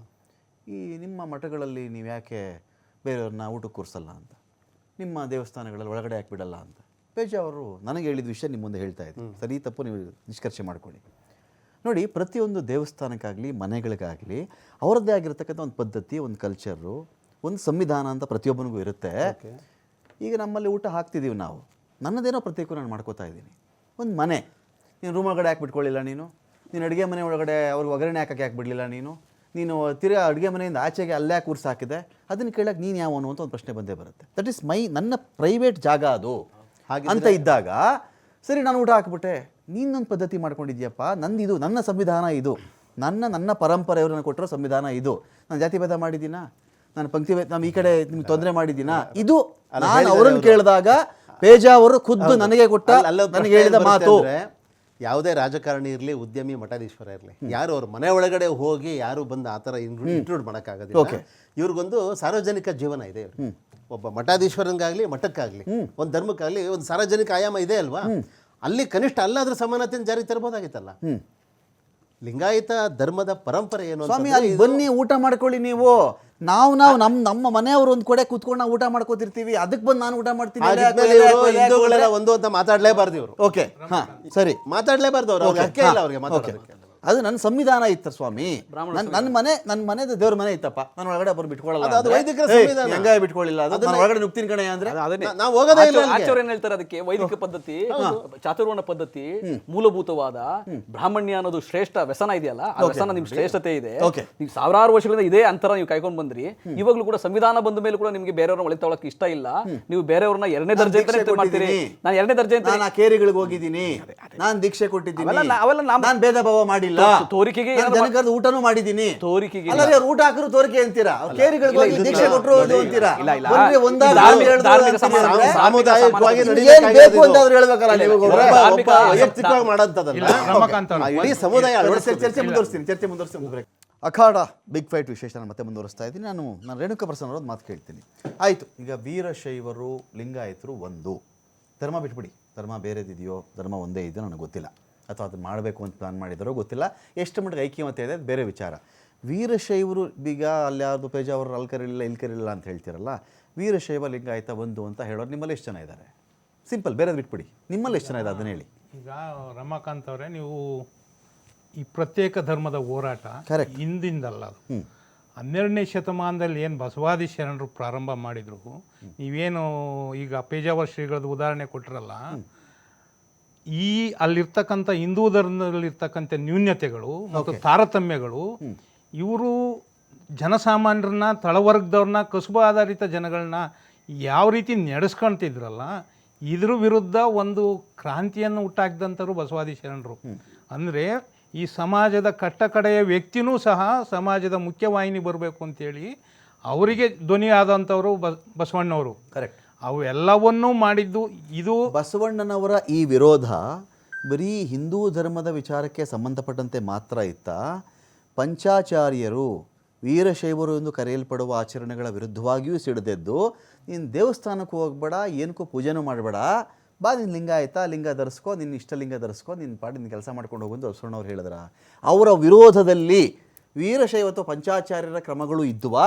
ಇಲ್ಲ ವೀರಶೈವರು ಓಕೆ, ನನಗೆ ಇದೆಲ್ಲ ಚೆನ್ನಾಗಿದೆ, ಅವರಲ್ಲೂ ಹೋಮ ಹವನ ಎಲ್ಲ ಮಾಡ್ತಿರೋದು, ಪೂಜೆ ಎಲ್ಲ ಮಾಡ್ತಿರೋದು, ಶೈವಿಸಮ್ಮು ಇದು ಇರಲಿ ಅಂತ ಬಸವಣ್ಣನವರು ಹೇಳಿದ್ರ? ಇಲ್ಲ, ಇದು ನಿಮಗೆ ಒಂದು ಈಗಿರ್ತಕ್ಕಂಥ ಮಾಹಿತಿಗಳು, ಐತಿಹಾಸಿಕ ದಾಖಲೆಗಳನ್ನ ಇಟ್ಕೊಂಡು ಹೇಳೋದಾದರೆ ಇವ್ಯಾವೂ ಬಸವಣ್ಣ ಹೇಳ್ದವಂಥವಲ್ಲ. ಬಸವಣ್ಣ ಮೂಲತಃ ಏನು ಭಾರತ ದೇಶದಲ್ಲಿ ಭಾರತೀಯರೆಲ್ಲರೂ ಹಿಂದೂ ಧರ್ಮೀಯರಾಗಿದ್ದರು, ಇನ್ಕ್ಲೂಡಿಂಗ್ ಜೈನ್, ಬೌದ್ಧ, ಸಿಖ್, ಈವನ್ ಮುಸ್ಲಿಮ್ಸೂ ಇಲ್ಲಿ ಹಿಂದೂಗಳೇ, ಈ ನಾಡಿನವರು, ಈ ದೇಶದವರು. ಆದರೆ ಯಾವ ಒಂದು ಅನ್ಯಾಯ ಮತ್ತು ಅಸಮಾನತೆಯ ವಿರುದ್ಧ ಧ್ವನಿಯನ್ನಾದರೂ ಆಗ ಬಂದಂಥದ್ದು ಒಂದು ಹೋರಾಟದ ಕ್ರಾಂತಿಯ ಏನು ಮುಂದುವರಿತಾ ಬಂತು. ಇದು ಈಗೇನು ನೀವು ನೋಡ್ತಿದ್ದೀರಲ್ಲ ನಮ್ಮಲ್ಲಿ ಹೊಡೆದಾಟ, ಇದು ಈಗಲ್ಲ. 12ನೇ ಶತಮಾನ ಆದ್ಮೇಲೆ 14-15ನೇ ಶತಮಾನದವರೆಗೆ ಅದು ಕ್ರಾಂತಿಯ ಇದೇ ಇಲ್ಲ. ಲಿಂಗಾಯತರು ಒಪ್ಕೊಳ್ಳಲ್ಲ, ಲಿಂಗಾಯತರ ಆಚರಣೆ ವೀರಶೈವರು ಒಪ್ಪಲ್ಲ. ಇಲ್ಲ, ನಾನು ಇಲ್ಲೇ ಹೇಳ್ತೀನಿ. ಎಷ್ಟಿದ್ದಾಗ ಇಲ್ಲ, ಇಲ್ಲ. ಬೇರೆಯವ್ರನ್ನ ಯಾಕೆ ಹೇಳಿಲ್ಲ, ಹಿಂದೂಗಳು ಒಂದು ಅಂದ್ರು. ಇಲ್ಲ, ಇಲ್ಲ, ಈ ಕೇಳಿ- How far ಹಿಂದೂ ಧರ್ಮದ ವಿರುದ್ಧ ಮಾತಾಡ್ಲಿಲ್ಲ, ವೈದಿಕ ಆಚರಣೆಗಳ ವಿರುದ್ಧ ಬಂಡಾಯ. ನಾನು ಹೇಳ್ದೆ, ಹಿಂದೂ ಅನ್ನೋದು ಇರ್ಲಿಲ್ಲ ಅವಾಗ, ಕಾನ್ಸೆಪ್ಟೇ ಇಲ್ಲ. ಈಗ ಹೇಳಿದ್ರೆ ಬೇರೆ ರೀತಿ ಆಗ್ತದೆ. ಓಕೆ 200 ವರ್ಷಗಳ ಹಿಂದೆ ಹಿಂದೂ ಧರ್ಮಕ್ಕೆ ದಾಖಲೆ, ಐತಿಹಾಸಿಕ ದಾಖಲೆಗಳೇನಿದ್ದಾವೆ, ಇಷ್ಟೊಂದು ವಚನಗಳಿದ್ದಾವಲ್ಲ, ಓಕೆ ವಚನಗಳಲ್ಲಿ ಮಹಾಭಾರತ ಉಲ್ಲೇಖ ಇದೆ, ರಾಮಾಯಣ ಉಲ್ಲೇಖ ಇದೆ, ಭಕ್ತ ಶ್ರೀಯಾಳನ ಉಲ್ಲೇಖ ಇದೆ. ಆಗ ಹಿಂದೆ ಘಟಿಸಿದಂತೆ ಎಲ್ಲ ಉಲ್ಲೇಖಗಳು ಈ ವಚನಗಳಲ್ಲಿದ್ದಾವೆ. ಎಲ್ಲಾದ್ರೂ ಒಂದು ಕಡೆ ಹಿಂದೂ ಧರ್ಮದ ಉಲ್ಲೇಖ ಇದೆಯಾ? ಜೀವನ ಸನಾತನ ಕ್ರಮಗಳ ಇಲ್ಲ. ಉಲ್ಲೇಖವಿದ್ದ ಮೇಲೆ ಸನಾತನ ಧರ್ಮದ ಉಲ್ಲೇಖ ಇದೆ. ಜೀವನ ಕ್ರಮಗಳ ಉಲ್ಲೇಖ ಇದ್ದ ಮೇಲೆ ನಾವೇನು ಇವತ್ತಿಗೆ ನಂಬಿದೀವಲ್ವಾ, ರಾಮಾಯಣ, ಮಹಾಭಾರತ, ಭಗವದ್ಗೀತೆ, ನಮ್ಮ ಮಹಾನ್ ಗ್ರಂಥಗಳು ತಪ್ಕೊಂಡಿದ್ದೀವಲ್ವಾ, ಜೀವನ ಕ್ರಮಗಳಿಗೆ 200 ವರ್ಷಗಳಿಂದ ಈಚೆಗೆ ಒಂದು ಹೆಸರು ಬಂದಿರಬಹುದು, ಅದನ್ನೇ ನಾಮಕರಣ ಆಗಿರಬಹುದು. ಅದು ಇರ್ಲೇ ಇಲ್ಲ ಅಂದ್ಬಿಟ್ರೆ ಮನುಷ್ಯ ಇದ್ದಿದ್ದು ನಿಜ ಅಲ್ವೇ, ಆಚರಣೆಗಳಿದ್ದು ನಿಜ ಅಲ್ವೇ, ಹೇಳಿದ್ದು ನಾಮಕರಣ ಆಗಿಲ್ಲ ಅದೇ ಇರಲ್ಲ ಅಂತ ಹೇಳಕ್ಕಾಗುತ್ತಾ ನಾವು? ಹೇಳ್ತೀನಿ, ಅದನ್ನೇ ಸನಾತನ ಧರ್ಮ ಅಂತ ಇತ್ತು, ಇಲ್ಲ ಅಂತ ಹೇಳಿಲ್ಲ. ಸನಾತನ ಧರ್ಮದ ಬಗ್ಗೆ ಉಲ್ಲೇಖ ಇದೆ, Fine. ಆದ್ರೆ ಹಿಂದೂ ಧರ್ಮದ ಉಲ್ಲೇಖ ಇಲ್ಲ ಅಂತ ಹೇಳಿದೆ. ಆಯ್ತು, ಈಗಲೂ 7 ಬೆಂಚ್ ಸುಪ್ರೀಂ ಕೋರ್ಟ್ ಜಡ್ಜ್ಮೆಂಟ್ ಏನಿದೆ, ಇದು ವೇ ಆಫ್ ಲೈಫ್ ಅಂತಿದೆಯಾ, ಇದೊಂದು ಧರ್ಮ ಅಂತಲ್ಲ. ಈಗಲೂ ಅದು 9 ಬೆಂಚ್ ಮುಂದೆ ಪೆಂಡಿಂಗ್ ಇದೆ, ಇನ್ನೂ ಬಂದಿಲ್ಲ. ಅದನ್ನ ಸನ್ಮಾನ್ಯ ಪ್ರಧಾನಮಂತ್ರಿಗಳಾದ ನರೇಂದ್ರ ಮೋದಿ ಒಂದಲ್ಲ ಹಲವಾರು ಬಾರಿ ಇದನ್ನ ಪುನರುಚ್ಚರಿಸಿದ್ದಾರೆ. ಇದು ಜೀವನ ಕ್ರಮ, ಹಿಂದೂ ಧರ್ಮ ನಾವು ಒಪ್ಪೋದಿಲ್ಲ ಅನ್ನೋದನ್ನ ಸ್ವತಃ ಅವರೇ ಹೇಳಿದ್ದಾರೆ. ನಿಮ್ಗೆ ಇನ್ನೊಂದು ಸಪರೇಟ್ ಧರ್ಮ ಬೇಕಾ ಈಗ? ಈಗ ಅದು ಹೋರಾಟ ಈಗಿಂದಲ್ಲ, 12ನೇ ಶತಮಾನದ ನಿಮ್ದು ಹೇಳಿ ಸರ್, ನಿಮ್ದು ಈಗ ನಾವು ವೀರಶೈವ ಮಹಾಸಭೆ ರಾಷ್ಟ್ರೀಯ ಕಾರ್ಯದರ್ಶಿ ನೀವು, ನಿಮ್ಗೆ ಇದು ಪ್ರತ್ಯೇಕ ಧರ್ಮ ಹೌದು, ಆಗಬೇಕು. ಖಂಡಿತ. ಸೊ ಹಿಂದೂ ಧರ್ಮ ನೀವು ಒಪ್ಪಲ್ಲ, ನೀವು ಪ್ರತ್ಯೇಕವಾಗಿ ಇರ್ತೀರಿ? ಇಲ್ಲ, ಪ್ರತ್ಯೇಕ ನೋಡ್ರಿ, ಅವ್ರಿಗೆ ಬೇಕು ಪ್ರತ್ಯೇಕ ಧರ್ಮ. ನಿಮ್ಮ ಮಿನಿಸ್ಟರ್ ಹೇಳ್ತಿದ್ದಾರೆ ಒಬ್ರು, ಇಲ್ಲ ಆಯ್ತು, ಪ್ರತ್ಯೇಕ ಧರ್ಮಕ್ಕೆ MB ಪಾಟೀಲ್ ಹೇಳ್ತಾ ಇದ್ದಾರೆ, ಒಳ್ಳೇದು. ಕೊಟ್ಬಿಡೋಣ ನಾವು ಅಂತ ಹೇಳಿ. ನೋಡಿ, ಅದು ಈಗ ಜನರುಗಳಿಗೆ ಗೌರವ ಕೊಟ್ಟು ಸ್ಪಂದನೆ ಕೊಟ್ಟು ಕೇಂದ್ರ ಸರ್ಕಾರ ತೀರ್ಮಾನ ಮಾಡಿ ಕೊಟ್ಟರೆ ಅದು ಅವ್ರು ನಿಜವಾಗ್ಲೂ ಸ್ವಾಗತ ಮಾಡ್ತಾರೆ. ಅದರಿಂದ ಏನು ಬದಲಾವಣೆ ಆಗೋದಿಲ್ಲ ಈ ದೇಶದಲ್ಲಾಗಲಿ ನಾಡಿನಲ್ಲಾಗಲಿ, ಏನೂ ಬದಲಾವಣೆ ಆಗಲ್ಲ. ಇನ್ನು ಅವರ ಸಮುದಾಯಕ್ಕೆ ಅಲ್ಪಸಂಖ್ಯಾತರ ಮಾನ್ಯತೆ ಸಿಕ್ಕಿ ಅವ್ರಿಗೇನಾದ್ರು ಬೇರೆ ಅವಕಾಶಗಳು ಇನ್ನೂ ಸಿಕ್ಬೋದನ್ನ ಅದು ಅವ್ರಿಗೆ ಸೇರ್ಬೇಕಾಗ್ತದೆ. ಆದರೆ ಒಂದು ಪದ್ಧತಿ ಇದೆ. ಈಗ ಈ ದೇಶದಲ್ಲಿ ಇರ್ತಕ್ಕಂಥದ್ದು ಒಂದೊಂದು ಪ್ರಾಂತ್ಯಕ್ಕೆ ಒಂದೊಂದು ಭಾಷೆ, ಒಂದೊಂದು ಆಚಾರ, ಒಂದೊಂದು ಪರಂಪರೆ, ಸಂಪ್ರದಾಯ ಈ ಥರ ಎಲ್ಲ ಬೆಳ್ಕೊಂಡ್ ಬಂದಿದೆ. ಹಾಗೇನು ಕೂಡ ವೀರಶೈವರ್ಗ ಅವ್ರ ಪರಂಪರೆ ಇದೆ, ಲಿಂಗಾಯತದ ಪರಂಪರೆ ಇದೆ. ಅದಕ್ಕೆ ಒಂದು ಮಾನ್ಯತೆ ಸಿಗುತ್ತೆ, ಧರ್ಮವಾಗಿ ಮಾನ್ಯತೆ ಸಿಗುತ್ತೆ ಅಂದ್ರೆ ಅದರೊಳಗೆ ಯಾರು ಆಶ್ಚರ್ಯ ಪಡುವಂಥದ್ದು ಮತ್ತೇನಿಲ್ಲ. ಯಾಕಂದ್ರೆ ಇಲ್ಲಿ ಬೌದ್ಧ ಧರ್ಮ, ದೇಶದಲ್ಲಿ ಬೌದ್ಧ ಧರ್ಮ ಆಗಿದೆ, ಸಿಖ್ ಧರ್ಮ ಆಗಿದೆ, ಜೈನ ಧರ್ಮ ಆಗಿದೆ ದೇಶದಲ್ಲಿ. ಈಶ್ವರ್ ಖಂಡ್ರೆ ಅವ್ರಿಗೆ ಏನು ಹೇಳ್ತೀರಿ? ಸಿದ್ದರಾಮಯ್ಯ ಮುಂದೆ ಕೂತ್ಕೊಂಡು ಎರಡು ಒಂದೇ ಅಂತ ಹೇಳಿದ್ರೆ ಏನು ಹೇಳ್ತೀರಿ? ಈಗ MB ಪಾಟೀಲ್ ಬಂದ್ಬಿಟ್ಟು ಎರಡು ಬೇರೆ ಬೇರೆ ಅಂದ್ರೆ ಸಿದ್ದರಾಮಯ್ಯ ಏನು ಮಾತಾಡ್ಬೇಕು ಅವಾಗ? ಅವ್ರು ಏನಿಲ್ಲ, ನೀವು ತೀರ್ಮಾನ ಮಾಡ್ಕೊಂಡ್ಬಿಡ್ರಪ್ಪ, ನನಗೇನಾಗಬೇಕು ಅಂತಾರೆ. ಅದು ನಿಮ್ಮ ಆಚರಣೆ. ಈಗ ನೀವು ಎರಡೂ ಒಂದೇ, ಈಗ ಪರ್ಯಾಯ ಅಂತ ಹೇಳಿದ್ದಾರೆ ಯಾರು, ಈಶ್ವರ್ ಖಂಡ್ರೆ ಅವರು. ಎರಡೂ ಸೇಮೇನೆ, ಪರ್ಯಾಯ ಅಂತ ಹೇಳಿದ್ದಾರೆ. ಆದ್ರೆ ಸ್ವಲ್ಪ ಆಚರಣೆಯಲ್ಲಿ ಎಲ್ಲ ಒಂದೇ, ನಾವು ಆಚರಣೆಯಲ್ಲಿ ಸ್ವಲ್ಪ ಭಿನ್ನತೆ ಇರ್ಬೋದು, ನಾವೆಲ್ಲ ಒಂದೇ ಅಂತ ಹೇಳಿದ್ದಾರೆ. ಅದರೊಳಗೆ ಏನು ನಮ್ಗೇನು ಡಿಸ್ಪ್ಯೂಟ್ ಇಲ್ಲ, ಯಾರಿಗೂ ಡಿಸ್ಪ್ಯೂಟ್ ಇರ್ಲಿಕ್ಕೆ ಸಾಧ್ಯ ಇಲ್ಲ. ಪಕ್ಷ ಡಿಸ್ಪ್ಯೂಟ್ ಮಾಡಬಾರ್ದು, ಯಾವುದೋ ರಾಜಕೀಯ ಪಕ್ಷ ಡಿಸ್ಪ್ಯೂಟ್ ಮಾಡಬಾರ್ದು, ಸರ್ಕಾರ ಕೂಡ ಯಾವುದು ಡಿಸ್ಪ್ಯೂಟ್ ಮಾಡಬಾರ್ದು. ಅವರು ಕುಳಿತುಕೊಂಡು ಚರ್ಚೆ ಮಾಡಿ ತೀರ್ಮಾನ ಅವ್ರು ಮಾಡ್ಕೊಂತಾರೆ, ಏನು ಬೇಕು ಏನು ಬೇಡ ಅನ್ನೋದು ಅವ್ರು ತೀರ್ಮಾನ ಮಾಡ್ಕೊಂತಾರೆ. ಆದರೆ ಇವತ್ತು ರಾಜ್ಯ ಸರ್ಕಾರ ಇದೊಂದು ಧರ್ಮ ಆಗಲಿ ಅಂತ ತೀರ್ಮಾನ ಮಾಡ್ಲಿಕ್ಕೆ ರಾಜ್ಯ ಸರ್ಕಾರಕ್ಕೆ ಅಧಿಕಾರ ಇಲ್ಲ, ಅದು ಕೇಂದ್ರ ಸರ್ಕಾರನೇ ಮಾಡ್ಬೇಕಾಗಿಲ್ಲ. ಈ ಜಾತಿ ಸಮೀಕ್ಷೆಗೂ ಇದು ಕಾಕತಾಳೀಯವಾಗಿ ಇವೆಲ್ಲ ಒಂದು ಆತಂಕನೋ, ಆಗ್ರಹಗಳು, ಹೋರಾಟಗಳು, ದೊಡ್ಡ ಸಭೆಗಳು ಹುಟ್ಕೋತಿರೋಕ್ಕೂ ಏನು ಸಂಬಂಧ ಇದೆ ಅಂತ ಯಾರು ಸಿದ್ದರಾಮಯ್ಯನವ್ರ ಕೆಲಸ ಇದಾ ಅಂತ ಕೇಳ್ತಾರೆ. ನೋಡಿ, ಈಗ ಯಾರಿಗೂ ಆತಂಕ ಬರೋ ಅಗತ್ಯ ಇಲ್ಲ. ನೋಡಿ, ಯಾವ ಜಾತಿ ಯಾವ ಧರ್ಮ ಅನ್ನೋದು ಅವರ ವಿವೇಚನೆಗೆ ಬಿಟ್ಟಿದ್ದು. ಜಾತಿ ಅನ್ನೋದು ಒಂದು ತೀರ್ಮಾನ ಇದ್ದೇ ಇದೆ, ಧರ್ಮ ಅನ್ನೋದು ಅವ್ರ ವಿವೇಚನೆಗೆ ಬಿಟ್ಟಿದ್ದು. ಯಾರು ಯಾವ ಧರ್ಮವನ್ನು ಪಾಲಿಸ್ಬೋದು, ಆಚರಣೆ ಮಾಡ್ಬೋದು. ಈ ದೇಶದಲ್ಲಿ ಆ ಸ್ವತಂತ್ರ ಸಂವಿಧಾನ ಸ್ವಾತಂತ್ರ್ಯ ಕೊಟ್ಟಿದೆ. ಈಗ ಜಾತಿ ಕಾಲಮು, ಧರ್ಮದ ಕಾಲಮನ ಮೇಲೆ ನಾವು ಆರ್ಥಿಕವಾಗಿ, ಶೈಕ್ಷಣಿಕವಾಗಿ, ಸಾಮಾಜಿಕವಾಗಿ ಇರ್ತಕ್ಕಂತಹ ಅದನ್ನು ಮುನ್ನೆಲೆಗೆ ತಂದು ನಾವು ಅದನ್ನೇ ನಾವು ನೋಡ್ತೀವಿ ಹೊರತು ರಾಜ್ಯ ಸರ್ಕಾರವಾಗಿ ಜಾತಿ ಮತ್ತು ಧರ್ಮದ ಆ ನಿಲುವನ್ನು ಇಟ್ಕೊಳ್ಳಲ್ಲ. ಯಾವುದು ಎಷ್ಟು ಜನಾಂಗ ಎಷ್ಟು ಸಂಖ್ಯೆ ಇದೆ ಅನ್ನೋದು ಬರ್ತದ್ರಲ್ಲಿ ಮಾಹಿತಿ ಬರುತ್ತೆ. ಯಾಕಂದ್ರೆ ನಾವು 100% 2 ಕೋಟಿ ಮನೆಗಳಿಗೂ ಹೋಗಿ ಜಿಯೋ ಟ್ಯಾಗಿಂಗ್ ಮಾಡಿ ಆಧಾರಲ್ಲಿ OTP ಲಿಂಕ್ ಮಾಡಿ ತೆಗೆದು ಅದನ್ನು ವೈಜ್ಞಾನಿಕವಾಗಿ ಕರಾರುವಕ್ಕಾಗಿ ನಿಖರವಾದ ಮಾಹಿತಿ ತೆಗೆದುಕೊಂಡು ಮುಂದಿನ 50 ವರ್ಷಗಳಿಗೆ ಒಂದು ಅಂಕಿಅಂಶ ತೆಗೆದುಕೊಂಡು ದತ್ತಾಂಶದಿಂದ ವರದಿಗಳನ್ನ ರೂಪು ಮಾಡಿ, ವರದಿಗಳ ಮುಖಾಂತರ ಯೋಜನೆಗಳನ್ನ ರೂಪು ಮಾಡಿ, ಸಂಪನ್ಮೂಲನ ಮರು ಹಂಚಿಕೆ ಮಾಡಿ ಮಾಡಬೇಕಾದಂಥ ಕೆಲಸ ಸರ್ಕಾರದ್ದು. ಜಾತಿ ಮತ್ತು ಧರ್ಮವನ್ನು ಸೃಷ್ಟಿ ಮಾಡೋದು ಸರ್ಕಾರದ ಕೆಲಸ ಅಲ್ಲ. ಯಾರು ಏನು ಬೇಕಾದ್ರೂ ಬರಿಬೋದು. ಈಗ ಒಂದು ಒಕ್ಕಲಿಗ ಕ್ರಿಶ್ಚಿಯನ್ ಅಂತ ಯಾರೋ ಒಂದು 50 ಜನ ಬಂದು ಪತ್ರ ಕೊಟ್ಟಿದ್ರು. ಯಾರಿಗೆ? ಆಗ ನಾಗಮೋಹನ್ ದಾಸ್ ಅವ್ರಿಗೆ ನಮ್ಮನ್ನ ಇದಕ್ಕೆ ಸೇರಿಸಿ, ಕಾಂತರಾಜ್ ಅವ್ರಿಗೆ ಇದು ನಮ್ಮನ್ನ ಇದಕ್ಕೆ ಸೇರಿಸಿ ಅಂತ. ಅದರೊಳಗೆ ಈಗ ಕಾಂತರಾಜ್ ಅವ್ರು ಸೇರಿಸ್ಕೋಬೇಕೋ ಬಿಡಬೇಕು, ಅಪೋಸ್ ಬಂತು. ಅದು ಬಿಟ್ಟು ಕೈ ಬಿಟ್ಟಿದ್ದಾರೆ, ಅದು ಬೇರೆ ವಿಷಯ. ಅಪೋಸ್ ಬಂತು, ಕೆಲವು ಹೊಸದು ಶುರುವಾಗಕ್ಕೆ ಅಪೋಸ್ ಬರ್ತದೆ. ಆದರೆ ಧರ್ಮ ಅನ್ನೋದಿದೆಯಲ್ಲ, ಒಂದು ಆಚರಣೆ ಅನ್ನೋದಿದೆಯಲ್ಲ, ಆ ಸಂಪ್ರದಾಯ ಆಚರಣೆ ನೀವು ಧರ್ಮ ಒಪ್ಕೊಳ್ಳಿ ಬಿಡಿ, ಅದು ನಿರಂತರವಾಗಿದೆ. ಅವ್ರು ಹೇಳಿದಂಗೆ 12ನೇ ಶತಮಾನದಲ್ಲಿ ಬಸವಾದೀಶರನ್ನು ಶುರು ಮಾಡುವಂಥ ಪರಂಪರೆ ಇದೆ, ಅದು ಇನ್ನೂ ಮುಂದುವರಿತದೆ. ದಾಸೋಹ ಪರಂಪರೆ, ಸಮಾನತೆಯ ಪರಂಪರೆ. ಕ್ರಿಶ್ಚಿಯನ್ಸೋ ಮುಸ್ಲಿಮ್ಸೋ ಪ್ರತ್ಯೇಕ ಧರ್ಮದವರು ಯಾರೋ ನಾವು ಶೈಕ್ಷಣಿಕವಾಗಿ ಹಿಂದುಳಿದಿದ್ದೀವಿ, ನಾನು ಕುರಿ ಮೇಕೆ ಟಗರು ಏನೂ ಸಾಕ್ತಾ ಇಲ್ಲ, ನಾನು ಬಹಳ ಹಿಂದುಳಿದಿದ್ದೀನಿ ಅಂತ ಹೇಳಿದ್ರೆ ಅವ್ರು ಏನು ಮಾಡ್ತೀರಿ ಆ ಸಮುದಾಯದವ್ರು? ನೀವು ಅದೇ ಯೋಚನೆ ಮಾಡಬೇಕು. ಸರ್ಕಾರ ಆರ್ಥಿಕವಾಗಿ ಹಿಂದುಳಿದವರಿಗೆ ಇವರು ಮೀಸಲಾತಿ ಅಂತಿದ್ರು ಇವರು. ಅಲ್ಲ, ಅದು ಈಗ ಶೈಕ್ಷಣಿಕ ರಾಜ್ಯ ಸರ್ಕಾರ ಏನು ಮಾಡುತ್ತೆ? ರಾಜ್ಯ ಸರ್ಕಾರದ ಉದ್ದೇಶ ಇದೆ. ರಾಜ್ಯ ಸರ್ಕಾರದ ಉದ್ದೇಶ ಏನಿದೆ ಅಂದರೆ, ಈ ಮೀಸಲಾತಿ 50% ಇದೆಯಲ್ಲ, ಈ ಮೀಸಲಾತಿ ಹೆಚ್ಚಿಗೆ ಆಗಬೇಕು. ಎಲ್ಲರಿಗೂ ಸಂಪನ್ಮೂಲ ಅನ್ನೋದು ಅವರ ಜನಗಣತಿ EWS ಮಾಡಿದ್ರಲ್ಲ, ಇರೋದ್ರೊಳಗಡೆ ನೀವೇನಾದ್ರೂ ಒಳ ಮೀಸಲಾತಿಗಳು ಆ ಕಡೆ ಈ ಕಡೆ ಚೇಂಜ್ ಮಾಡ್ಕೊಂಡು 50% ಜಾಸ್ತಿ ಮಾಡಕ್ ನಿಮಗೂ ಇಲ್ಲ, ನಮ್ಗಿಲ್ಲ. ತಮಿಳ್ನಾಡು ಮಾಡ್ಕೊಂಡು ಬಂದ್ರು, ನಾವು ಕೂಡ ಈಗ ಸರ್ಕಾರ ಬದ್ಧತೆ ತೋರಿಸಿ ಕೇಂದ್ರ ಸರ್ಕಾರ ಜೊತೆಗೆ ಫೈಟ್ ಮಾಡಿ ತಾವು ಮಾಡ್ಕೊಂಡ್ ಬರ್ಬೇಕಾಗತ್ತೆ. ಕೇಂದ್ರ ಸರ್ಕಾರ EWS ಅಂತ ಮಾಡ್ತು. ಯಾವ ಜಾತಿ ಜನಗಣತಿ ಆಗಿತ್ತು, ಯಾವ ಸಮೀಕ್ಷೆ ಆಗಿತ್ತು, ಯಾವ ಸಮೀಕ್ಷೆ ಹೋಗ್ಬಿಟ್ರೆ ಸಿದ್ದರಾಮಯ್ಯ ರಾಜಕೀಯವಾಗಿಯೂ ಈ ರಾಜ್ಯಕ್ಕೆ ಬಹಳ ಹೆಲ್ಪ್ ಆಗಲಿ ಅಂತ ತತ್ಕ್ಷಣದಿಂದ ಜಾರಿಗೆ ಬರುವಂತೆ ಮೀಸಲಾತಿ ಎಲ್ಲ ಜಾರಿ ಮಾಡಿಬಿಟ್ಟು ರಾಜಕೀಯವಾಗಿ ಅನುಕೂಲ ಮಾಡಿಕೊಂಡ ನಿರ್ಧಾರ ಅವ್ರು ಮಾಡಿಬಿಡ್ತಾರೆ ಅಂತ ಭ್ರಮೆ ನಿಮಗೆ? ಇಲ್ಲ, ನನ್ಗೆ ಆ ಭ್ರಮೆ ಇಲ್ಲ. ಮೀಸಲಾತಿ ಬದಲಾವಣೆ ಮಾಡ್ಲಿಕ್ಕೆ ಸಾಧ್ಯ ಆಗಲ್ಲ ರಾಜ್ಯ ಸರ್ಕಾರದ ಕೈನಲ್ಲಿ. ಆದರೆ ಯಾರ್ಯಾರ ಸಮುದಾಯ ಎಷ್ಟು ಬಡವರು ಇದ್ದಾರೆ, ಆರ್ಥಿಕವಾಗಿ ಎಷ್ಟು ಹಿಂದುಳಿದಿದ್ದಾರೆ, ಅವ್ರಿಗೆ ಯಾವ ಯೋಜನೆಗಳನ್ನ ಕೊಡಬಹುದು, ಶೈಕ್ಷಣಿಕವಾಗಿ ಹಿಂದುಳಿದಿದ್ದಾರೆ, ಅವ್ರಿಗೆ ಯಾವ ಸ್ಕಾಲರ್ಶಿಪ್ ಕೊಟ್ಟು ಶಿಕ್ಷಣದ ಅವ್ರಿಗೆ ಮುಂದಕ್ಕೆ ತರಬಹುದು, ಆ ಯೋಜನೆಗಳನ್ನ ಮಾಡ್ಲಿಕ್ಕೆ ಸರ್ಕಾರಕ್ಕೆ ಅಧಿಕಾರ ಇದೆ. ಆ ಕೆಲಸ ಮಾಡ್ತಾನೆ ಇದೆ. ಮುಂದೇನು ಇನ್ನೂ ಕರಾರವಕ್ಕಾಗಿ ಅಂಕಿಅಂಶ ಇದ್ರೆ ಸಂಸ್ಥೆಗಳೆಲ್ಲ ಮಾಡ್ಕೊಂಡಿದ್ದೀರಲ್ರಪ್ಪ ನೀವು. ಹಜ್ ಯಾತ್ರೆಗೆ ಹೋಗ್ತಾರೆ, ಅವ್ರಿಗೆ ಏನೋ ಅನುಕೂಲ ಮಾಡ್ಕೊಡ್ತೀರಿ, ಕ್ರಿಶ್ಚಿಯನ್ಸ್ ವಿಚಾರಗಳಿಗೆ ಏನೋ ಒಂದಷ್ಟು ಅನುಕೂಲಗಳಿವೆ. ಇವೆಲ್ಲ ನೀವು ಧಾರ್ಮಿಕವಾಗಿಯೇ ಒಂದು ಸಂಸ್ಥೆಗಳಿದ್ದಾಗ, ಅವರವರೊಬ್ಬರು ಲೀಡರ್ಗಳಿದ್ದಾಗ, ಅವ್ರವ್ರ ಕಡೆಯಿಂದ ಒಬ್ಬರು MLA ಮಿನಿಸ್ಟರ್ಗಳೆಲ್ಲ ಆಗಿದ್ದಾಗ ವರದಿ ಅಲ್ಲಿಂದ ತರಿಸ್ಕೊಂಡ್ಬಿಡಿ. ಇವೆಲ್ಲ ಯಾಕೆ ನಾಟಕಗಳು? ತರಿಸ್ಕೊಳ್ಳಿ ವರದಿನ, ಆಯೋಗದ ಕಡೆಯಿಂದ ವರದಿ ತರಿಸ್ಕೊಳ್ಳಿ. ನೀವು ನಾನು ನಿಮ್ಗೆ ಒಂದೇ ಒಂದು ಮಾತು ಹೇಳ್ತೀನಿ ರಮಾಕಾಂತ್ ಅವರೇ, ಡ್ರಾಮಾ ತಾನೇ ಇವೆಲ್ಲ? ನಿಮ್ಮ ಪ್ರಶ್ನೆಗೆ ನಾನು ಒಂದು ಮಾತು ಹೇಳ್ತೀನಿ. ಒಂದು EWS ಅಂತ ಬಂತು, ಹೌದು, ಯಾವ ವರದಿ ತಗೊಂಡ್ರು ಇವರು? ಓಕೆ, ನಾಗಪುರದ ಮಾತು ಕೇಳಿದ್ರ? ನಾಗಪುರದ ಬ್ರಾಹ್ಮಣರ ಸಂಘದಲ್ಲಿ ಮಾತು ಕೇಳ್ಕೊಂಡು ಇವರು EWS 10% ಮೀಸಲಾತಿ ಕೊಟ್ಬಿಟ್ರ? ಯಾವ್ದಾದ್ರು ಸಮೀಕ್ಷೆ ಇತ್ತ, ಯಾವ್ದಾದ್ರು ಜನಗಣತಿ ಇತ್ತ, ಇಲ್ಲ ಯಾವ್ದಾದ್ರು ಚರ್ಚೆ ಇತ್ತ, ದತ್ತಾಂಶ ಇತ್ತ? ಏನು ಇಲ್ಲ ರೀ. 10% ಮೀಸಲಾತಿಯನ್ನ ಕೊಟ್ರು ಅವ್ರಿಗೆ. ಅದ್ರಲ್ಲಿ ಬಡವರು, ಈಗ ಬೇರೆ ವರ್ಗದಲ್ಲಿ ಬಡವರು ಇಲ್ವಾ, ಹಿಂದುಳಿದ ವರ್ಗದಲ್ಲಿ ಬಡವರು ಇಲ್ವಾ, ಅಲ್ಪಸಂಖ್ಯಾತರಲ್ಲಿ ಬಡವರು ಇಲ್ವಾ, ಒಕ್ಕಲಿಗರಲ್ಲಿ ಬಡವರು ಇಲ್ವಾ? ಅವರ ಸಮೀಕ್ಷೆ ಮಾಡಿ ಮಾಹಿತಿ. EWS ಅಂದ್ರೆ ಏನು? Economically weaker section. ಅಲ್ಲಿ ಏನ್ ಬಂತು? ನೀವ್ ಹೇಳಿದ್ರಿ ಒಕ್ಕಲಿಗರಲ್ಲಿ ಇಲ್ವಾ, ಇನ್ನೊಬ್ಬರಲ್ಲಿ ಇಲ್ವಾ, ಮೇಲ್ಜಾತಿಗಳಲ್ಲೂ ಇರುವಂತಹ ಬಡವರಿಗೆ 8 ಲಕ್ಷ ಆದಾಯ ಇದ್ರೆ ಬಡವರಲ್ಲಿ ನಿಗದಿ ಮಾಡಿ ನೀವು 8 ಲಕ್ಷ ಅಂತ.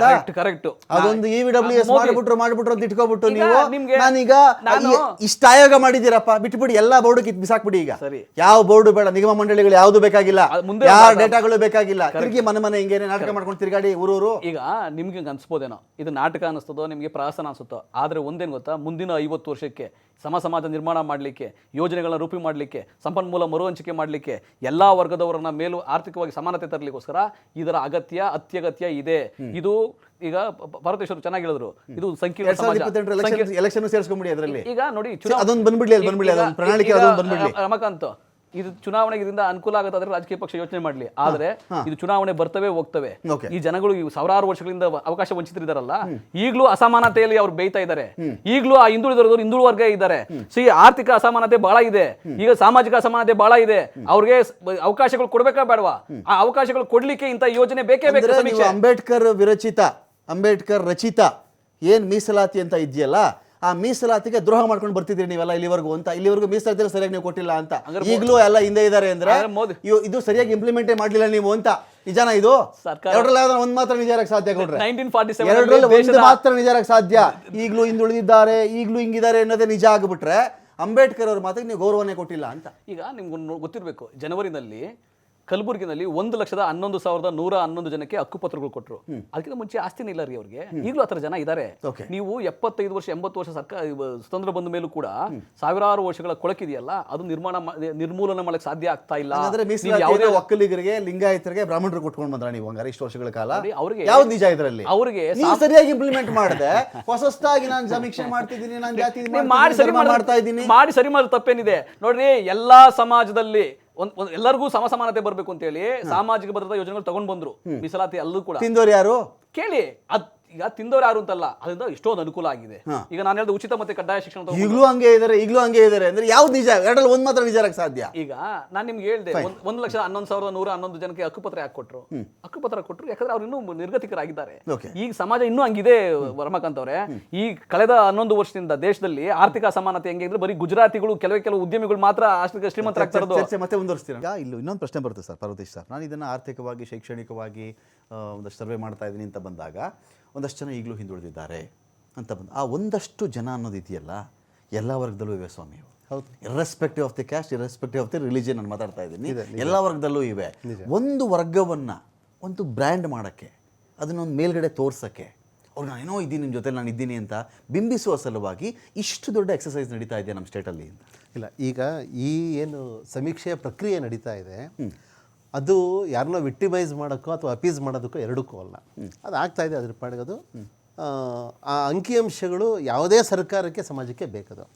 ಬಟ್ ಅಪಾರ್ಟ್ ಫ್ರಮ್ ದಟ್ ನೀವೇನು ಕೇಳಿದ್ರಿ, ಈಗ ಈ ಬ್ರೇಕಿಗೆ ಮೊದಲು ಒಂದು ಚರ್ಚೆ ಮಾಡಿದ್ರಿ, ಇಷ್ಟು ವರ್ಷಗಳಿಂದ ನೀವು ದಮನಿತ ಸಮುದಾಯಗಳಿಗೋ ಇಲ್ಲದವರಿಗೆ ಕೊಟ್ಟಿರೋದೇ ನಿಜ ಆಗಿದ್ದಿದ್ರೆ ಇವಾಗಲೂ ಅಸಹಾಯಕರಾಗಿದ್ದಾರೆ ಅನ್ನೋ ಮಾತಾಡೋಂಗಿರಲಿಲ್ಲ. ಅವ್ರು ತಲುಪಿದ್ರೆ ಒಂದು ಅಡ್ಮಿನಿಸ್ಟ್ರೇಟಿವ್ ಲ್ಯಾಪ್ಸಸ್ಸನ್ನು ಅವ್ರು ಕಾಂಗ್ರೆಸ್ ಇರಲಿ BJP ಇರಲಿ ಯಾರೇ ಇರಲಿ ಇದನ್ನು ಒಪ್ಕೋಬೇಕು. ಯಾವುದೇ ಯೋಜನೆ ಇರ್ಬೋದು, ಸಂಪನ್ಮೂಲಗಳಿರ್ಬೋದು, ಕಟ್ಟಕಡೆಯ ಮನುಷ್ಯನಿಗೆ ಅಥವಾ ಫಲಾನುಭವಿಗೆ ತಲುಪುವಷ್ಟರಲ್ಲಿ ಅರ್ಧಕ್ಕರ್ಧ ಸೋರಿಕೆ ಆಗ್ತಾ ಇದೆ. ಇದು ನಗ್ನ ಸತ್ಯ, ಎಲ್ರಿಗೂ ಗೊತ್ತದು. ಎರಡನೇದು, ಯಾವುದೇ ಸರ್ಕಾರ ನಾವು ಈಗ ಆರಿಸ್ಕೊಂಡಿರುವಂಥ ಪಾರ್ಲಿಮೆಂಟರಿ ಡೆಮಾಕ್ರಸಿಯ ಒಳಗಡೆ ಈ ಚುನಾಯಿತ ರಾಜಕೀಯ ಪಕ್ಷಗಳಿಗೆ ಇಡೀ ಸಮಾಜದ ಒಳಿತು ಅವರ ದೃಷ್ಟಿಯಲ್ಲಿ ಇಲ್ಲ. ಯಾಕಂದರೆ ಇವರು ಏನೇ ಸಮೀಕ್ಷೆ ಮಾಡಲಿ, ಎಷ್ಟೇ ಮೀಸಲಾತಿ EWS ಇರ್ಬೋದು, ಈ ಥರದ್ದು ಏನೇ ಇರ್ಬೋದು, ಒಟ್ಟು ಜನಸಂಖ್ಯೆಯಲ್ಲಿ 2-3% ಜನಕ್ಕೆ ಸರ್ಕಾರಿ ಉದ್ಯೋಗ ಕೊಡ್ಬೋದು. ಅದು ಕಾಯಮ್ಮೋ, ಗುತ್ತಿಗೆ ಆಧಾರಿತವೋ, ಹಂಗಾಮಿಯೋ 3% ಉದ್ಯೋಗ ಕೊಡ್ಬೋದು. ಉಳಿದ ಮಾನವ ಸಂಪನ್ಮೂಲ ಏನಿದೆ ನಮ್ಮಲ್ಲಿ, ಹ್ಯೂಮನ್ ರಿಸೋರ್ಸ್ ಅಂತ ಏನಿದೆ, ಇವಾಗ ಲಕ್ಷಾಂತರ ಯುವಕರನ್ನ ನೀವು ಉತ್ಪಾದನಾ ಚಟುವಟಿಕೆಯಲ್ಲಿ ತೊಡಗಿಸ್ಬೇಕು ಅಂತಂದರೆ ಈ ಸರ್ಕಾರಗಳಿಗೆ ಒಂದು ವಿಷನ್ ಬೇಕು. ಒಂದು ಕಡೆ ಖಾಸಗೀಕರಣ ಮಾಡ್ತೀರಾ, ಎಲ್ಲ ಶ್ರೀಮಂತರಿಗೆ ಎಲ್ಲ ಏರ್ಪೋರ್ಟ್ಗಳನ್ನು, ಆರ್ಥಿಕ ನೀತಿಗಳನ್ನೆಲ್ಲ ಅವ್ರಿಗೆ ಅನುಕೂಲ ಆಗುವಂಗೆ ತಳ್ತೀರಾ. ಆ ಕಡೆಗೆ ಅದನ್ನೇ ಉತ್ಪಾದನಾ ಚಟುವಟಿಕೆಯಲ್ಲಿ ತೊಡಗಿರೋ ರೈತರ ಜಮೀನುಗಳನ್ನು ಕಿತ್ಕೋತಾ ಇದ್ದೀರಾ. ಇದೆಲ್ಲ ಪಕ್ಷಗಳಿಗೂ ಅನ್ವಯ ಆಗ್ತದೆ ಅಂತ ಹೇಳ್ತಾ ಇರೋದು. ಕಾಂಗ್ರೆಸ್ ಇನ್ನೊಂದು ಮತ್ತೊಂದು ಅಂತ ನಾವು ಯಾರ ಬಗ್ಗೆನೂ ಮಮಕಾರ ಅಗತ್ಯ ಇಲ್ಲ. ಲಕ್ಷಾಂತರ ಎಕರೆ ಜಮೀನುಗಳನ್ನ ಕಿತ್ಕೋತಾ ಇದ್ದೀರಾ. ಆಹಾರ ಉತ್ಪಾದನೆ ಕಡಿಮೆ ಆಯಿತು. ಅಷ್ಟು ಲಕ್ಷ ಜನ ಕೃಷಿಯಲ್ಲಿ ತೊಡಗಿದ್ದಾರೆ. ಅವ್ನು ಬಡತನದಲ್ಲಿ ಇದನ್ನು ಕಂಫರ್ಟಬಲ್ ಆಗಿದ್ದಾನೆ, ಬೇರೆ ವಿಚಾರ. ಅತಂತ್ರಗೊಳಿಸ್ತಾ ಇದ್ದೀರಾ. ಯಾವುದೇ ಸರ್ಕಾರದ ಆರ್ಥಿಕ ನೀತಿ ಅಲ್ಲಿ ಸೃಷ್ಟಿಯಾಗೋ ಸಂಪತ್ತು ಜನತೆಗೆ ಹಂಚಿಕೆ ಆಗುವ ರೀತಿಯಲ್ಲಿ ಆಗಲಿ ಇಲ್ಲ, ಅಥವಾ ಅವ್ರನ್ನ ಉತ್ಪಾದನಾ ಚಟುವಟಿಕೆಯಲ್ಲಿ ಎಂಗೇಜ್ ಮಾಡಿಸೋ ರೀತಿಯಲ್ಲಿ ಇಲ್ಲ. ಇಡೀ ಸರ್ಕಾರ ಖಾಸಗೀಕರಣದ ಕಡೆಗಿದೆ. ಹಾಗಾಗಿ ಈ ಸಮೀಕ್ಷೆ ಇತ್ಯಾದಿಗಳು ದಾರುಣ ಅಂಕಿಅಂಶಗಳನ್ನು ಹೊರತರ್ತವೆ ಬಿಟ್ಟರೆ ಎಲ್ರಿಗೂ ಚೆನ್ನಾಗಿದ್ದಾರೆ ಅಂತ ಹೇಳುವಂಥ ಅಂಕಿಅಂಶಗಳು ಬರೋಕ್ಕೆ ಸಾಧ್ಯ ಇಲ್ಲ. ಓಕೆ, ಈಗ ಧರ್ಮದ ವಿಚಾರದಲ್ಲಿ ಬಂದಾಗ ಈ ಸರ್ಕಾರಕ್ಕೆ ಜಾತಿ ಸಮೀಕ್ಷೆ ನೀವು ಮಾಡ್ತಿರೋದು ಸರಿ ಅಂತ ಹೇಳ್ತಾ ಇದ್ದೀರಾ, ಇದು ಬೇಡ ಅಂತ ಹೇಳ್ತಿದ್ದೀರಾ, ನಾವು ಹೇಳ್ದಂಗೆ ಮಾಡಬೇಕು ಅಂತ ನಿಮ್ಮ ಆಗ್ರಹ ಇದೆ, ನಾವು ಹೇಳೋ ಥರದಲ್ಲಿ ನೀವು ಮಾಡಿ ಇದನ್ನ ಅಂತ? ಇಲ್ಲ, ಖಂಡಿತವಾಗ್ಲೂ ನಾವು ಈ ಸರ್ವೆನ ಯಾವ ಕಾರಣಕ್ಕೂ ವಿರೋಧ ಮಾಡೋದಿಲ್ಲ. ಓಕೆ, ಈ ಸರ್ವೆ ನಡೀತಾರೆ ಸರಿ. ಸರ್ವೆ ಮಾಡೋದು ಸರ್ಕಾರದ ಕರ್ತವ್ಯ. ಯಾಕೆಂದ್ರೆ ಆಯೋಗದಕ್ಕೆ ಜವಾಬ್ದಾರಿ ಇದೆ, ಅದು ಜವಾಬ್ದಾರಿಯುತವಾಗಿ ನಡ್ಕೊಳ್ಳೇಬೇಕು. ನಮ್ಮ ಇದೇನು ಅಂತಂದರೆ ತರಾತೂರಿನಲ್ಲಿ ಆಯಿತು, ಒಂದಷ್ಟು ಲಕ್ಷ ಖರ್ಚು ಮಾಡಿ ಹಿಂದೆ ಕಾಂತರಾಜ್ ಮತ್ತು ಜಯಪ್ರಕಾಶ್ ಹೆಗಡೆನ ವರದಿಂದ ಬುಟ್ಟಿಗೆ ಹಾಕಿದ್ರಿ. ಒಬ್ಬ ಸಾಮಾನ್ಯ ಜನರ ನೀವು ದುಡ್ಡನ್ನು ನೀವು ಅಷ್ಟು ಪೋಲ್ ಮಾಡ್ತಾ ಇದ್ದೀರಿ. ಈಗ ಏನು ಮತ್ತೆ 400-500 ಕೋಟಿ ಖರ್ಚು ಮಾಡ್ತಾ ಇದ್ದೀರಿ. ಈ ಸಮಯ ಎಂಥದ್ದು? ಈಗ ಎನ್ಯುಮರೇಟರ್ಸ್ ಯಾರು? ಶಿಕ್ಷಕರನ್ನ ನೀವು ಈಗ ರಜೆ ಮುಗೀತು ನಾಳೆಯಿಂದ ಅವ್ರು ಮತ್ತೆ ಕೆಲ್ಸಕ್ಕೆ ಹೋಗ್ಬೇಕು. ಇಲ್ಲಿ ಬೆಂಗಳೂರಲ್ಲಿ ಇನ್ನೂ ಮೊನ್ನೆ 2 ದಿವಸದಿಂದ ಶುರು ಮಾಡಿದ್ದಾರೆ. ಈಗ ಆಗೋದಿಲ್ಲ. ನೀವು ಸಾಕಷ್ಟು ಸಮಯ ಇದೆ ಆಯೋಗಕ್ಕೇನು, ಇನ್ನು 3 ತಿಂಗಳಲ್ಲಿ ಹೆಚ್ಚು ಕಮ್ಮಿ ಏನಾಗೋದಿಲ್ಲ. ಹಾಗಾಗಿ ಸ್ಕೂಲಲ್ಲಿ ಪಾಠ ಮಾಡಬೇಕಾ, ಅವರು ಮನೆ ತಿರುಗಬೇಕಾ ಅಂತ ಪ್ರಶ್ನೆ. ಮನೆ ತಿರುಗೋದಲ್ಲ,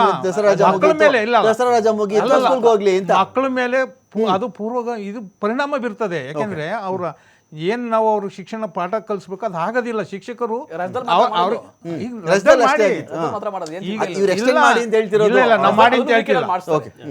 ನಾವು ಹೇಳ್ತಿರೋದು ಏನಾಗಿದೆ.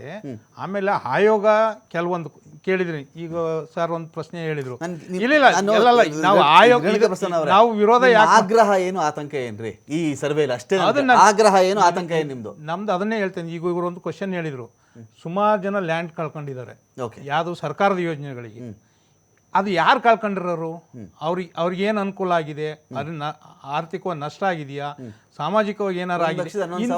60 ಕ್ವಶನ್ ಜೊತೆಗೆ ಅದು ಒಂದು ಇಡೀ ಅಂತ ನಾವು ಮನವಿ ಕೊಟ್ಟಿದ್ವಿ. ಲ್ಯಾಂಡ್ ಕಳ್ಕೊಂಡವ್ರು ಯಾರ್ಯಾರು? ಯಾರು ನಿರಾಶ್ರಿತರು ಯಾರು? ಓಕೆ, ಸರ್ಕಾರದ ಯೋಜನೆಗಳಿಗೋಸ್ಕರ ಜಮೀನು ಕಳ್ಕೊಂಡ್ರೆ ಯಾರು? ಅವ್ರು ಕಳ್ಕೊಂಡ್ರೆ ಯಾರು?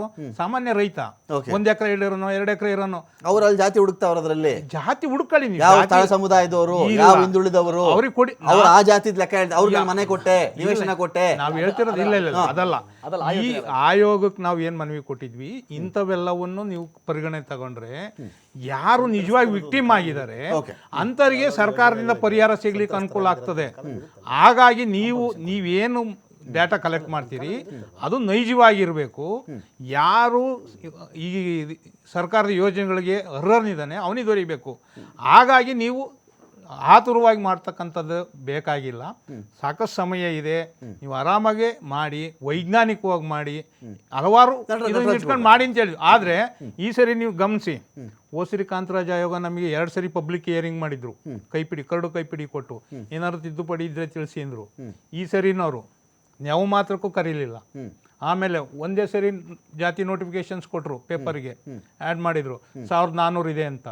ನೆಕ್ಸ್ಟು ಅದರಲ್ಲಿ ಏನು ಅವಕಾಶ ಇತ್ತು, ತಿದ್ದುಪಡಿ ಮಾತ್ರ ಇತ್ತು. ಇವ್ರೇನು ಮಾಡಿದರು, ಯಾರ್ಯಾರು ಏನೇನು ತಂದು ಕೊಟ್ಟರು, ಇನ್ನೊಂದು 161 ಸೇರಿಸ್ಬಿಟ್ಟು ಮತ್ತೆ ಇನ್ನೊಂದು 1561 ಹಾಕಿದ್ರು. ಇವರಿಗೆ ಜಾತಿನ ಸೇರಿಸ್ತಕ್ಕಂಥದ್ದು ತೆಗಿತಕ್ಕಂಥ ಅಧಿಕಾರ ಆಯೋಗಕ್ಕೆ ಇದೆಯಾ? ಓಕೆ, ಎಲ್ಲ ಗೊಂದಲಗಳು ಮಾಡಿದ್ರು. ಆಮೇಲೆ ಯಾರೋ ಒಂದು ಪಕ್ಷದ ವಿರೋಧ ಮಾಡಿದ್ರು ಅಂತೇಳಿ ಮತ್ತೆ ಹೋಗಿ ಇನ್ನೊಂದು ವರ್ಷದಾಗ ಹಾಕಿದ್ರು. ಈ ತರ ಗೊಂದಲ ಅಲ್ಲಲ್ಲ, ಈ ತರ ಗೊಂದಲಗಳು ನೀವೀಗ ಸಮಾಧಾನ ಮಾಡಿಬಿಟ್ಟು ರಿಪೋರ್ಟ್ ರಾಜ್ಯ ತಂದುಬಿಡ್ತೀರಾ ನೀವು. ನಾನು ಕೇಳಲಿಲ್ಲ, ನನ್ನ ಮುಂದೆ ಕರಡು ಇಡಲಿಲ್ಲ, ಇವರು ಇಷ್ಟು ಜಾತಿ ಅಂತ ಬರೆದ್ರು, ಇವರು ಎಲ್ಲರೂ ಕೆಲಸ ಕೊಟ್ಬಿಡ್ತಾರ. ಈಗ ಗ್ಯಾರಂಟಿ ಯೋಜನೆಗಳು ಬಂತು ಕೊಡ್ರೆ ನಿಮ್ಮದಲ್ಲೇ. ಗ್ಯಾರಂಟಿ ಯೋಜನೆಯಲ್ಲಿ ನೀವು EWS ನೋಡಲಿಲ್ಲ, ನೀವು ಗ್ಯಾರಂಟಿ ಯೋಜನೆಯಲ್ಲಿ ಕಾಕಾ ಪಾಟೀಲ್ ನೋಡಲಿಲ್ಲ, ನೀವು ಮಹದೇವಪ್ಪನೂ ನೋಡಲಿಲ್ಲ, ನೀವು ಸಿದ್ದರಾಮಯ್ಯ ಅವ್ರು ನೋಡಲಿಲ್ಲ, ಅವರ ಮನೆಯವ್ರನ್ನೂ ನೀವೇನು ನೋಡಲಿಲ್ಲ. ಎಲ್ಲರಿಗೂ ಕೊಟ್ಟುಬಿಟ್ರಿ. ಏನು ಎಕನಾಮಿಕ್ ಡೇಟಾ ಇಟ್ಕೊಂಡು ಕೊಟ್ಬಿಟ್ರಿ ನೀವು ಅವತ್ತಿಗೆ? ಕಾಸಿದ್ದೋನು ಬಸ್ಸಲ್ಲಿ ಬಂದಿರಬಹುದು, ಕಾಸು ಇಲ್ದಿರೋನು ಬಸ್ಸಲ್ಲಿ ಬಂದಿರಬಹುದು, ಕಾಸಿದ್ದೋನು ರೇಷನ್ ತೊಗೊಂಡಿರಬಹುದು, ಕಾಸು ಇಲ್ದಿರೋನು ರೇಷನ್ ತೊಗೊಳ್ದೇ ಇರಬಹುದು. ಅವತ್ತಿಗೇನೂ ಮಾಡದೆ ತದ್ವಿರುದ್ಧ ಅಲ್ವಾ ನಿಮ್ಮದು? ನಿಮ್ಮ ಇಡೀ ಗ್ಯಾರಂಟಿ ಯೋಜನೆಗಳಿಗೆ ಈಗ ನಾನು ಲೆಕ್ಕ ಹಾಕ್ಬಿಡ್ತೀನಿ, ಸಾಮಾಜಿಕವಾಗಿ ಆರ್ಥಿಕವಾಗಿ ನಾನೆಲ್ಲ ಈಗೆಲ್ಲ ಮಾನಿಟರ್ ಮಾಡಿಬಿಡ್ತೀನಿ, ಇನ್ಕಮ್ ಸರ್ಟಿಫಿಕೇಟ್ ತೊಗೊಂಡ್ಬಿಡ್ತೀನಿ, ಜಾತಿ ಸರ್ಟಿಫಿಕೇಟ್ ತೊಗೊಂಡ್ಬಿಡ್ತೀನಿ ಅಂತ ಹೇಳಿ ಮಾಡಕ್ಕೆ ಹೊರಟ್ರೆ ಅವತ್ತಿಗೆ ಗ್ಯಾರಂಟಿ ಯೋಜನೆ ಉದ್ದೇಶ ಕರೆಕ್ಟ್. ನೀವೇ ನೋಡಿ, ಈಗ ಎಲ್ಲರಿಗೂ ಒಂದೇ ಅಂದ್ಬಿಟ್ಟು ಎಲ್ಲರೂ ಸಮಾನತೆ ಅವತ್ತು ಗ್ಯಾರಂಟಿ ಯೋಜನೆಗಳಲ್ಲಿ, ಇದರಲ್ಲಿ ಮಾತ್ರ ಸ್ಕೇಲ್ ಇವಾಗ ಬಾಕ್ಸು. ಗ್ಯಾರಂಟಿ ಯೋಜನೆಗಳು ಯಾವ ಥರ ಗೊತ್ತಾ, ಈ ಸಾರ್ವತ್ರಿಕ ಮೂಲ ಆದಾಯ ಅಂತ ಒಂದು ಪರಿಕಲ್ಪನೆ ಇದೆ. ಆ ಪರಿಕಲ್ಪನೆಯಲ್ಲಿ ಏನಾಗುತ್ತಾ, ಪ್ರತಿಯೊಬ್ಬರಿಗೂ ಒಂದು ಈಗ ಏನು ಸವಲತ್ತು ಸಿಗುತ್ತೆ, ಸರ್ಕಾರ ಸವಲತ್ತು, ಈಗ ಮಹಿಳೆಯರಿಗೆ ಉಚಿತ ಬಸ್ ಪ್ರಯಾಣ ತಂದಾಗ ಕರ್ನಾಟಕದ 3.5 ಕೋಟಿ ಮಹಿಳೆಯರು ಕೂಡ ಅದ್ರಲ್ಲಿ ಪ್ರಯಾಣ ಮಾಡ್ಬೋದು. ಅದರಿಂದ ಏನಾಗುತ್ತೆ ಇಂಪ್ಯಾಕ್ಟ್, ಸಾಮಾಜಿಕ ಇಂಪ್ಯಾಕ್ಟ್ ಆಗುತ್ತೆ. ಇನ್ನು ನೀವು ವೈಯಕ್ತಿಕ ಇಂಪ್ಯಾಕ್ಟು ಅದನ್ನು ನೀವು ಅಸೆಸ್ ಮಾಡಬೇಕು, ಅದಿದೆ. ಇನ್ನು ಸಾಮಾಜಿಕ ಆಡಿಟ್, ಸೋಷಿಯಲ್ ಆಡಿಟಿಂಗ್ ಮಾಡಬೇಕಿದೆ.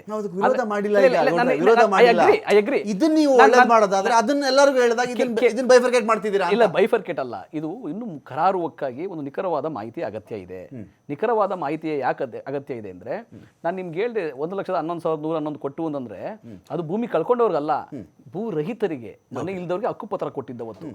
ಆ ರೀತಿಯಾಗಿ ಇನ್ನು ತುಂಬಾ ಜನ ನೀವು ನೋಡಿ 2017ರಲ್ಲಿ ಮನೆ ಸಿದ್ದರಾಮಯ್ಯನವರು ಅವರು ಹೆಂಗ್ ಸಮೀಕ್ಷೆ ಮಾಡಿದ್ರಿ 1,11,111 ಅಂತ ಯಾರು ಹೇಳಿದ್ರು ನಿಮ್ಗೆ? ಇಲ್ಲ, ಎಲ್ಲ ರೆವೆನ್ಯೂ ಡಿಪಾರ್ಟ್ಮೆಂಟ್ ಇಡೀ ಹೈದರಾಬಾದ್ ತಗೊಳ್ಳಿ, ಅದೇ ಡಿಪಾರ್ಟ್ಮೆಂಟ್ ಇಂದ ಎಲ್ಲಾ ಜಿಲ್ಲೆದು ತಗೊಳ್ಳಿ. ನೀವು ಅವಾಗಿನ ಅದನ್ನ ಹೇಳ್ತಾ ಇರೋದು, ಎಲ್ಲಾ ಡಿಪಾರ್ಟ್ಮೆಂಟ್ ಅಲ್ಲಿ ಹೇರಳವಾಗಿ ನಂಬರ್ಗಳು ತುಂಬಿ ತುಳುಕಾಡ್ತಾ ಇವೆ. ಆಯ್ತು, ನೀವು ಆ ನಂಬರ್ ತಗೊಳ್ಳಿ, ಎಕ್ಸೈಸ್ ಯಾಕೆ ಮಾಡ್ತಾ ಇದ್ದೀರಿ ಈಗ? ಇದು ಇನ್ನೇನು ಗೊತ್ತಾ, ನಾನು ನಿಮ್ಗೆ ಹೇಳಿದೆ 2 ಕೋಟಿ ಮನೆಗಳಿಗೂ ಕೂಡ ಜಿಯೋ ಟ್ಯಾಗಿಂಗ್ ಮಾಡಿ ಕರಾರುವಕ್ಕಾದ ಮಾಹಿತಿ ತೊಗೊಬೇಕಿದು ಅಂತ. ಕರಾರುವಕ್ಕಾದ ಮಾಹಿತಿ ಇದ್ರೆ ನಿಮ್ಗೆ ನಾನು ಹೇಳಿದ್ನಲ್ಲ, ಯಾರೋ ಸರ್ಕಾರಿ ಉದ್ಯೋಗದಲ್ಲಿದ್ದೀರಾ ಅಥವಾ ಖಾಸಗಿ ಉದ್ಯೋಗದಲ್ಲಿದ್ದೀರಾ, ನಿಮ್ಮ ಸ್ವಂತ ಮನೆ ಇದೆಯಾ, ಬಾಡಿಗೆ ಮನೆಯಲ್ಲಿದ್ದೀರಾ, ನಿಮಗೆ ಎಷ್ಟು ವರಮಾನ ಇದೆ, ಶೈಕ್ಷಣಿಕ ನಿಮ್ಮದು ಸ್ಥಾನಮಾನ ಏನಿದೆ, ಇವೆಲ್ಲ ತಿಳ್ಕೊಂಡ್ರೆ ಮುಂದೆ ಯೋಜನೆ ಮಾಡ್ಲಿಕ್ಕೆ ಅನುಕೂಲ ಆಗುತ್ತೆ. ಇನ್ನು ಯಾವ ಜಾಗಗಳಲ್ಲಿ ಇನ್ನು ಯಾವ ಯೋಜನೆಗಳು ಮಾಡಬೇಕು ಅಂತ ನಾವು ಇಡೀ ಜನರಲ್ ಆಗಿ ಇಡೀ ದೇಶದಲ್ಲಿ ನಾವು ಉದ್ಯೋಗ ಖಾತ್ರಿ ಯೋಜನೆ ತೊಗೊಂಡು ಬಂದ್ವಿ, ಆಯ್ತಾ, ನರೇಗಾ ತೊಗೊಂಡು ಬಂದ್ವಿ, ನಾವು ಉಚಿತ ಮತ್ತೆ ಕಡ್ಡಾಯ ಶಿಕ್ಷಣ ತೊಗೊಂಡು ಬಂದು ಇಡೀ ದೇಶ ತೊಗೊಂಡು ಬಂದ್ವಿ. ಇವೆಲ್ಲ ಜನರಲೈಸ್ಡು. ಇನ್ನೂ ಅಕ್ಯುರೇಟ್ ಆಗಿ ಒಂದು ಸಮುದಾಯಕ್ಕೆ, ಒಂದು ಪಂಗಡಕ್ಕೆ, ಆದಿವಾಸಿಗಳಿಗೆ, ಬುಡಕಟ್ಟು ಜನಾಂಗದವ್ರಿಗೆ ಯಾರು ಹಿಂದುಳಿದಿದ್ದಾರೆ ಅವ್ರಿಗೆ ಒಂದು ಅವಕಾಶ ಮಾಡಿಕೊಡ್ಬೇಕಂದ್ರೆ ಇಂಥದ್ದು ಕರಾರುವಕ್ಕಾದ ಅಂಕಿಅಂಶ ಬೇಡ ನಿಮಗೆ. ಅಂದ್ರೆ 1930 ಜಾತಿ ಜನಗಣತಿ ಆಗಿರ್ತಕ್ಕಂಥದ್ದು, ಇದು ಸಾವಿರಾರು ವರ್ಷಗಳಿಂದ ಇರ್ತಕ್ಕಂಥ ಜಾತಿ ಪದ್ಧತಿಗಳಿದು. ಇದು ನಿಮ್ಗೆ ಯಾವುದೋ ಒಂದು ಮಾಹಿತಿಯ ಕರಾರುವಕ್ಕಾಗಿ ಸರ್ಕಾರದ ಬಳಿ ಇರ್ತದೆ ಅಂದ್ರೆ ಯಾವ್ದಾದ್ರು ಒಂದು ಒಳ್ಳೆ ಯೋಜನೆಗಳು ಮಾಡಲಿಕ್ಕೆ ಅವಕಾಶ ಆಗುತ್ತೆ. ಯಾವುದೇ ಸರ್ಕಾರ ಬಂದರೂ ಕೂಡ ಇನ್ನು ಮುಂದಿನ 50 ವರ್ಷಗಳಲ್ಲಾದ್ರೂ ಕೂಡ ಒಂದು ಎಲ್ಲರೂ ಸಮಾನರಿದ್ದಾರೆ, ಆರ್ಥಿಕವಾಗಿ ಎಲ್ಲರೂ ಸಬಲೀಕರಣ ಆಗಿದೆ ಅನ್ನೋ ಒಂದು ಯೋಜನೆ ಬರಬೇಕಲ್ಲ. ಒಂದು ಪಾರ್ವತಿ ಸರ್, ಈಗ DK ಶಿವಕುಮಾರ್ ಅವ್ರ ಮನೆಗೆ ಇದೇ ಸಮೀಕ್ಷೆ ಮಾಡೋರು ಹೋದಾಗ ರಿಯಾಕ್ಷನ್ ಏನು ರೀ? ಕ್ವಶನ್ಸ್ ಎಲ್ಲ ಇವೆಲ್ಲ ಬೇಕಾ? ಚಿನ್ನ, ನೀವ್ಯಾರು ನನ್ನ ಮನೆ ಚಿನ್ನ ಕೇಳಕ್ಕೆ? ಚಿನ್ನ ನನ್ನ ಕೇಳಕ್ಕೆ ನೀವ್ಯಾರು? ಕುರಿ ಮೇಕೆ ಕೋಳಿ ರೀ, ಬೆಂಗಳೂರಲ್ಲಿ ಯಾವನ್ರಿ ಕುರಿ ಮೇಕೆ ಕೋಳಿ ಸಾಕ್ತಾವನೆ? 1% ಇಲ್ವೇನೋ ಆ ಜನ? ಇದೆಲ್ಲ ಪ್ರಶ್ನೆಗಳು ಬಂದು ಒಂದು ಕಡೆ ಸಚಿವರಿಂದ ಅಲ್ಲ ಅಸಮಾಧಾನ, ಇನ್ನೊಂದು ಕಡೆ ವೀರಶೈವ ಬೇರೆ ಲಿಂಗಾಯತ ಬೇರೆ ಅಂತ MB ಪಾಟೀಲ್ರು, ವೀರಶೈವ ಲಿಂಗಾಯತ ಎರಡು ಒಂದೇ ಅಂತ ಈಶ್ವರ ಖಂಡ್ರೆ ಅವರು. ಅಂದರೆ ಒಂದು ಸಮೀಕ್ಷೆ ಸರ್ಕಾರದ ಒಳಗಡೆಯೇ ಇಷ್ಟೊಂದು ಅಸಮಾಧಾನ ಇಟ್ಕೊಂಡಿದ್ದಾಗ ಇದು ಜನಗಳವರೆಗೂ ಒಂದು ಕನ್ವಿನ್ಸಿಂಗ್ ವೇನಲ್ಲಿ ಹೆಂಗೆ ಹೋಗುತ್ತೆ ಅಂತ ನನಗೂ ಅವಕಾಶ ಕೊಡಿ. ಡಿ ಕೆ ಶಿವಕುಮಾರ್ ಹೆಸರು ಬರ್ತೀವಿ. ಒಂದು ನಿಮಿಷ. ಈಗಿನ ಸಮೀಕ್ಷೆ ಏನು ನಡೀತಾ ಇದೆ, ಇದನ್ನು ನಮ್ಮ ಸಮಾಜದಲ್ಲಿ ಪಾರಂಪರಿಕವಾಗಿ ಯಾರು ಆಸ್ತಿ ಅಧಿಕಾರಗಳ ಮೇಲೆ ಹತೋಟಿನ ಹೊಂದಿದ್ರು ಸಹಜವಾಗಿ ಅವರೊಳಗಡೆ ಒಂಚೂರು ತಳಮಳ ಉಂಟು ಮಾಡಿದೆ ಇದು. ಈ ಹಿಂದೆ ಲ್ಯಾಂಡ್ ರಿಫಾರ್ಮ್ಸ್ ಬಂದಾಗ, ಭೂ ಸುಧಾರಣೆ ಕಾಯ್ದೆ ಬಂದಾಗ ಕರ್ನಾಟಕದಲ್ಲಿ ನಿರ್ದಿಷ್ಟವಾಗಿ ದಮನಿತ ಸಮುದಾಯದವ್ರಿಗೆ ಸ್ವಲ್ಪ ಜಮೀನುಗಳು ಸಿಕ್ಕಿತು. ಆವಾಗ ಭೂಮಿಯ ಒಡೆತನ ಯಾರಲ್ಲಿ ಹೆಚ್ಚಿತ್ತು ಅಂತಂದರೆ ಒಕ್ಕಲಿಗ ಸಮುದಾಯದಲ್ಲಿ ಮತ್ತು ಬ್ರಾಹ್ಮಣ ಸಮುದಾಯದಲ್ಲಿ, ಲಿಂಗಾಯತ ಸಮುದಾಯದಲ್ಲಿ ಇತ್ತು.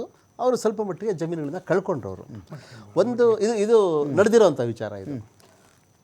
ಈಗ ಇನ್ನೊಂದೇನಾಗಿದೆ, ಈಗ ಡಿ ಕೆ ಶಿವಕುಮಾರ್ ಪ್ರತಿಕ್ರಿಯೆ ಇರ್ಬೋದು, ಸೋಮಣ್ಣ ಅವರು ಇವತ್ತು ಪ್ರತಿಕ್ರಿಯೆ ಕೊಟ್ಟಿದ್ದಾರೆ. ಸಮೀಕ್ಷೆ ಬಂದಿರೋರನ್ನೇ ಕೂರಿಸ್ಕೊಂಡು ಕ್ಲಾಸ್ ತೊಗೊಂಡಿದ್ದಾರೆ ಅವರು, ಆ ಪ್ರಶ್ನೆ ಏನು ಈ ಪ್ರಶ್ನೆ ಏನು ಅಂತೇಳಿ. ಸಹಜವಾಗಿ ಆಯಾ ಸಮುದಾಯಗಳಲ್ಲಿರುವಂಥ ಒಂದು ಆತಂಕ, ನಮಗಿರುವಂಥ ಪ್ರಿವಿಲೇಜ್ಗಳು ಎಲ್ಲಿ ಕಡಿಮೆ ಆಗುತ್ತವೋ, ನಂಬರ್ ಏನಾದರೂ ಈಗ ಸರ್ಫೇಸ್ ಆದರೆ ಹೆಚ್ಚು ಜನಸಂಖ್ಯೆ ಇರುವಂಥ ಸಮುದಾಯಗಳಿದು ಅಂತಂದರೆ ಸಹಜವಾಗಿ ರಿಫ್ಲೆಕ್ಟ್ ಆಗುತ್ತೆ. ಅದು ಸಂಪನ್ಮೂಲಗಳ ಹಂಚಿಕೆಯಲ್ಲಿ ರಿಫ್ಲೆಕ್ಟ್ ಆಗುತ್ತೆ. ಚುನಾವಣೆ ಟಿಕೆಟ್ ಕೊಡುವಾಗ ನಮ್ಮ ಈ ಕಾನ್ಸ್ಟಿಟ್ಯೂನ್ಸಿಯಲ್ಲಿ ಎಷ್ಟು ಸಂಖ್ಯೆ ಇದ್ವಿ ನಾವು, ಇಡೀ ರಾಜ್ಯದಲ್ಲಿ ಇಷ್ಟೊತ್ತು ಹೇಳಿದೆಲ್ಲ ಬಿಟ್ಬಿಡ್ತೀನಿ. ಈಗ 2 ಸೆಂಟೆನ್ಸ್ ಹೇಳಿದ್ರಲ್ಲ, ಇವೆಲ್ಲವೂ ಬರ್ತವೆ, ಇದೇ ಮೇಜರ್, ಇವೆಲ್ಲವೂ ಬರ್ತವೆ. ಹಂಚಿಕೆ. ಹಾಗಾಗಿ ನಮ್ಮ ರಾಜಕಾರಣಿಗಳು ಜನರಲ್ ಆಗಿ ಮಾತಾಡುವಾಗ ಇಡೀ ನಾಡಿನ ಒಳಿತು, ನಾಡಿನ ಅಭಿವೃದ್ಧಿ ಮಾತಾಡ್ತಾರೆ. ಅವ್ರದ್ದು ಮಾತಾಡ್ಕೋತಿರ್ತಾರೆ. ನಿರ್ಣಾಯಕ ಸಂದರ್ಭ ಬಂದಾಗ ಅವರು ರೆಡ್ಯೂಸ್ ಮಾಡಿಕೊಂಡು ಅವರ ರೋಲನ್ನು ಕಿರಿದು ಮಾಡಿಕೊಂಡು ಆಯಾ ಸಮುದಾಯದ ಹಿತಾಸಕ್ತಿಯನ್ನು ಮಾತಾಡುವ ರೀತಿಯಲ್ಲಿ ರೂಪಾಂತರ ಆಗ್ತಾರೆ. ಇದು ದೇವರಾಜ ಅರಸರಿಗೆ ಇದ್ದಂತಹ ಧೈರ್ಯ, ಅಥವಾ ಸಿದ್ದರಾಮಯ್ಯನವರು ಇವಾಗ ಪ್ರದರ್ಶಿಸ್ತಾ ಇರುವಂಥ ನಿಷ್ಪಕ್ಷಪಾತತೆ, ಈ ವಿಚಾರ ನಾನು ಹೇಳ್ತಾ ಇರೋದು. ಇದನ್ನು ಆಯಾ ಸಮುದಾಯದ ಮುಖಂಡರು ನಾಡಿನ ನಾಯಕರು ಅನ್ನೋ ಮನೋಭಾವದಿಂದ ನೋಡಬೇಕೇ ವಿನಃ ಸಮುದಾಯದ ಹಿತಾಸಕ್ತಿ ಅಂತ ನೋಡಬಾರ್ದು. ಯಾಕೆಂದರೆ ಯಾರ್ದೋ ಕಿತ್ತು ಯಾರಿಗೂ ರೆಪ್ರೆಸೆಂಟ್ ಮಾಡ್ತಾರಲ್ಲ ಪಾರ್ವತೀಶ್ ಅವರೇ, ಅದನ್ನ ಬಿಡಬೇಕು. ಜಾತಿ ರೆಪ್ರೆಸೆಂಟ್ ಮಾಡೋದು ಅಲ್ಟಿಮೇಟ್ಲಿ ನೀವೇನು ಹೇಳಿದ್ರು ಜಾತಿ ಲೆವೆಲ್ ಕಿತ್ತಕ್ಕಾಗಲ್ಲ ಅಲ್ಲ. ಅವ್ರ ಚುನಾವಣಾ ರಾಜಕೀಯದಲ್ಲಿ ಅವರು ಅದನ್ನ ನಂಬರ್ ಕೌಂಟ್ ಮಾಡ್ಕೊತಾರ, ಕ್ಯಾಸ್ಟ್, ಅದು ಬೇರೆ ವಿಚಾರ. ಈ ಪ್ರಮಾಣ ವಚನಕ್ಕೆಲ್ಲ ಅದ್ಭುತವಾಗಿರ್ತವೆ. ಹೌದು, ಪ್ರಮಾಣ ವಚನಕ್ಕೆ ರಾಗ ದ್ವೇಷ ಇಲ್ಲ, ಜಾತಿ ಇಲ್ಲ. ಸಾಮಾಜಿಕ ನ್ಯಾಯದ ಮಾತಾಡುವಂಥ ರಾಜಕೀಯ ಪಕ್ಷ, ಅವ್ರು ಯಾವುದೇ ಪಕ್ಷ ಆಗಿರಲಿ, ದಮನಿತ ಸಮುದಾಯಗಳಿಗೆ ಅವಕಾಶ, ವಂಚಿತರಿಗೆ ಅವಕಾಶ ಕೊಡಬೇಕು ಅನ್ನೋ ಮೌಲ್ಯಕ್ಕೆ ಅವರು ಬದ್ಧರಾಗಿರ್ತಾರೆ. ಈಗ ನನ್ನ ಇಬ್ಬರು ಮಿತ್ರರು ಏನು ಹೇಳಿದ್ರು ಅವ್ರ ಬಗ್ಗೆ ನನಗೆ ಭಾಳಷ್ಟು ಸಹಮತ ಇದೆ, ಇಲ್ಲ ಅಂತ ನಾನು ಹೇಳಕ್ ಹೋಗೋದಿಲ್ಲ. ಅಂಕಿಅಂಶಗಳು ಬೇಕು, ಅದ್ರ ಮುಖಾಂತರನೇ ಯೋಜನೆಗಳು ರೂಪಿತ ಆಗೋದು ಸರ್ಕಾರದಲ್ಲಿ. ಅದ್ರ ಬಗ್ಗೆ ಅಷ್ಟಕ್ಕೆ ನಾನು ಸೀಮಿತವಾಗಿ ಎರಡನ್ನೂ ಒಪ್ತೀನಿ. ಆದರೆ ಆಯೋಗ ಏನು ಅಂಕಿಅಂಶಗಳನ್ನು ಕಲೆಕ್ಟ್ ಮಾಡ್ತಾ ಇದೆಯಲ್ಲ, ಈಗ ಅದನ್ನ ಎಲ್ಲಾದರೂ ಕ್ರಾಸ್ ಚೆಕ್ ಮಾಡ್ತಾ ಇದ್ದಾರಾ ಇವರು? ನಾನು ಏನು ಬರ್ಸ್ಕೊಂಡಿದ್ದೀನಿ, ನೀವು 100% ಮಾಡ್ಲಿಕ್ಕೆ ಈಗಿದೆ ಅವಕಾಶಗಳಿದೆ. ಯಾಕೆಂದ್ರೆ ನೀವು ಆಧಾರ್ ಜೋಡಣೆ ಮಾಡಿದ್ದೀರಿ, RTO, ಎಜುಕೇಶನ್, ರೆವಿನ್ಯೂ ಡಿಪಾರ್ಟ್ಮೆಂಟ್, ಎಲ್ಲ ಡಿಪಾರ್ಟ್ಮೆಂಟ್ಗಳನ್ನ ಲಿಂಕ್ ಮಾಡಿಬಿಡಿ. ಯಾಕೆಂದ್ರೆ ನಮ್ಮವೆಲ್ಲ ನಮ್ಮ ಜಾತಕ ಪೂರ್ತಿ ನಿಮ್ಮ ಕಡೆ ಕೊಟ್ಬಿಟ್ಟಿದ್ದೀವಿ ಗೌರ್ಮೆಂಟ್ ಅಲ್ಲಿ. ಇವತ್ತು ಯಾವುದು ಗೌಪ್ಯತೆಯಾಗಿ ಉಳಿದಿಲ್ಲ. ಇಂಡಿವಿಜುವಲ್ ನಮ್ಮ ಗೌಪ್ಯ ಅಂತ ಏನು ರಹಸ್ಯ ಅಂತ ಕಣ್ಣು ಸೇರಿಸಿ ಎಲ್ಲವೂ ಒಳಗಡೆ ಇರೋ ಕಳ್ಳು ಪಚ್ಚಿ ಎಲ್ಲ ಸೇರಿಸಿ ಅವ್ರ ಹತ್ರ ಇದೆ ಮಾಹಿತಿ. ಅಷ್ಟು ಮಾತ್ರ ಹೇಳು, ಚೆಕ್ ಮಾಡ್ಕೋಬೇಕಷ್ಟೇ ಅವರು. ಆದ್ರೆ ನಮ್ಮ ಆತಂಕ ಏನಂದ್ರೆ, ನಮಗೆ ಈ ಫೀಲ್ಡಲ್ಲಿ ಹೋದಂಥ ಸಂದರ್ಭದಲ್ಲಿ ಯಾರು ಸರಿಯಾಗಿ ಮಾಹಿತಿಯನ್ನು ಕೊಡ್ತಾ ಇಲ್ಲ. ಕಳೆದ ಸಮೀಕ್ಷೆ ಬಾರಿ ನಾವು ನೋಡಿದ್ದೇವೆ, ಸುಮಾರು ಜನ ಕೆಲವು ಸಂಘಟನೆಗಳು ಬೇಕು ಅಂತಾನೆ ಕೆಲವು ಅಂಶಗಳನ್ನ ಒಂದ್ಸಲ ನಿರ್ಣಯ ಮಾಡಿದ್ರು, ಒಕ್ಕಲಿಗ ಸಮುದಾಯ ಎಲ್ಲರೂ ಒಕ್ಕಲಿಗ ಅಂತ ಬರ್ತಾರಯ್ಯ. ನಾನು ಜಾತಿದಲ್ಲ, ನಾನು ಜಾತಿ ಬಿಟ್ಬಿಡಿ ಇದ್ರಲ್ಲಿ. ಜಾತಿ ಬಿಟ್ಟು ಇನ್ನು 57 ಕ್ವಶನ್ ನೋಡ್ಬೇಕಾಗಿತ್ತು. ಇಲ್ಲ, ನೀವು 3 ಕ್ವಶನ್ ಬಿಟ್ಬಿಡಿ, 3 ಕಾಲಮ್ ಬಿಟ್ಬಿಡಿ, ಇನ್ನು 57 ಇದೆ.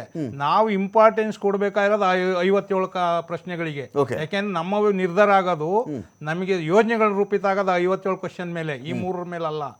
ಖಂಡಿತವಾಗಿಯೂ 3 ಲೆಕ್ಕಕ್ಕೆ ಇಲ್ಲ. ಸುಮ್ಮನೆ ಜಾತಿ ಯಾವೊಂದು ಐಡೆಂಟಿಟಿ ಎಷ್ಟಿದ್ದಾರೆ ಅಂತ ಮಾಹಿತಿ ಅಷ್ಟೇನೆ.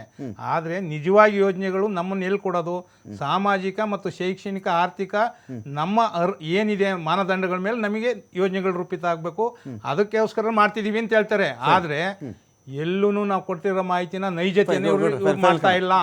ನಮ್ಗೆ ಆತಂಕ ಇರೋದು ಅದೇನೆ. ಈಗ ಮಾನ್ಯ ಡಿ ಕೆ ಶಿವಕುಮಾರ್ ಅಲ್ಲಿ ಸರ್ಕಾರದ ಒಳಗಡೆ ಆಗಲಿ ಯಾರಿಗೂ ಕೂಡ ಯಾರು ಯಾವ ಆತಂಕನ ಆಗಲಿ ಗೊಂದಲ ಇಲ್ಲ. ಎಲ್ಲರೂ ಸಚಿವ ಸಂಪುಟ ಸಭೆಯಲ್ಲಿ ತೀರ್ಮಾನ ಮಾಡಿನೇ 60 ಪ್ರಶ್ನೆಗಳು ಮಾಹಿತಿ ನೋಡ್ಕೊಂಡೇನೆ ಇದನ್ನು ಬಿಟ್ಟಿರ್ತಕ್ಕಂಥದ್ದು. ಯಾರ ಸರ್ವೆ ಹೋದಾಗ ಕ್ವಶನ್ ನನಗೆ ಗೊತ್ತಿಲ್ದಿರೋ ಥರದ ದಿಗ್ಭ್ರಮೆ ಇತ್ತು, ಡಿ ಕೆ ಶಿವಕುಮಾರ್ ಅವರಲ್ಲಿ ಅಸಹನೆ ಇತ್ತು, ಅಸಮಾಧಾನ. ಯಾರು ಇದೆಲ್ಲ ಬರ್ದವರು ಅಂತ? ಇಲ್ಲ ಅವ್ರಿಗೆ ವಿಡಿಯೋ ಪ್ಲೇ ಮಾಡ್ಲಾ ಈಗ? ನಾನು ಪ್ಲೇ ಮಾಡ್ಲಾ? ನಾನು ನೋಡಿದ್ದೀನಿ. ಓಕೆ. ಅವರು ಈಗ ಮಾನ್ಯ ಡಿ ಕೆ ಶಿವಕುಮಾರ್ ಅವ್ರ ಥರನೇ ಜನಸಾಮಾನ್ಯರು ಕೂಡ ಪ್ರಶ್ನೆ ಕೇಳ್ತಾರೆ. ಯಾರ್ಯಾರು ಹೋಗ್ತಾರಲ್ಲ ಸಮೀಕ್ಷೆಗೆ ಹೋಗ್ತಾರಲ್ಲ ಅವ್ರನ್ನ ಕೇಳ್ತಾರೆ. ಅವಾಗ ಅವರು ಕರಾರುವಕ್ಕಾಗಿ ಮಾಹಿತಿ ಕೊಟ್ಟು ಇದೆಲ್ಲ ಅಗತ್ಯ ಇದೆ ಅದರೊಳಗೆ ನೀವು ಕೊಟ್ಟಿದ್ದು ಯಾರು ಬಲವಂತವಾಗಿ ಅಂತ ಇಸ್ಕೊಳಕ್ಕಾಗಲ್ಲ. ಆದರೂ 99% ಜನ ವಾಲಂಟಿಯರ್ ಆಗಿ ಎಲ್ಲ ಮಾಹಿತಿಯನ್ನು, ಯಾಕೆ ಸರ್ಕಾರ ಕೊಡೋ ಮಾಹಿತಿನ ತಪ್ಪು ಕೊಡಬಾರ್ದು ಅಂತ ಹೇಳಿ ಎಲ್ಲರಿಗೂ ಒಂದು ಆತ್ಮಸಾಕ್ಷಿ ಇದೆ. ಎಲ್ಲರೂ ಸರಿಯಾಗಿ ಕೊಡ್ತಾರೆ. ಈ ಬ್ಯಾಂಕ್ ಅಕೌಂಟ್ ಅಲ್ಲಿ ಎಷ್ಟು ದುಡ್ಡಿದೆ ನಟರಾಜ್ ಗೌಡ್ರು ಬ್ಯಾಂಕ್ ಅಕೌಂಟ್ ಅಲ್ಲಿ?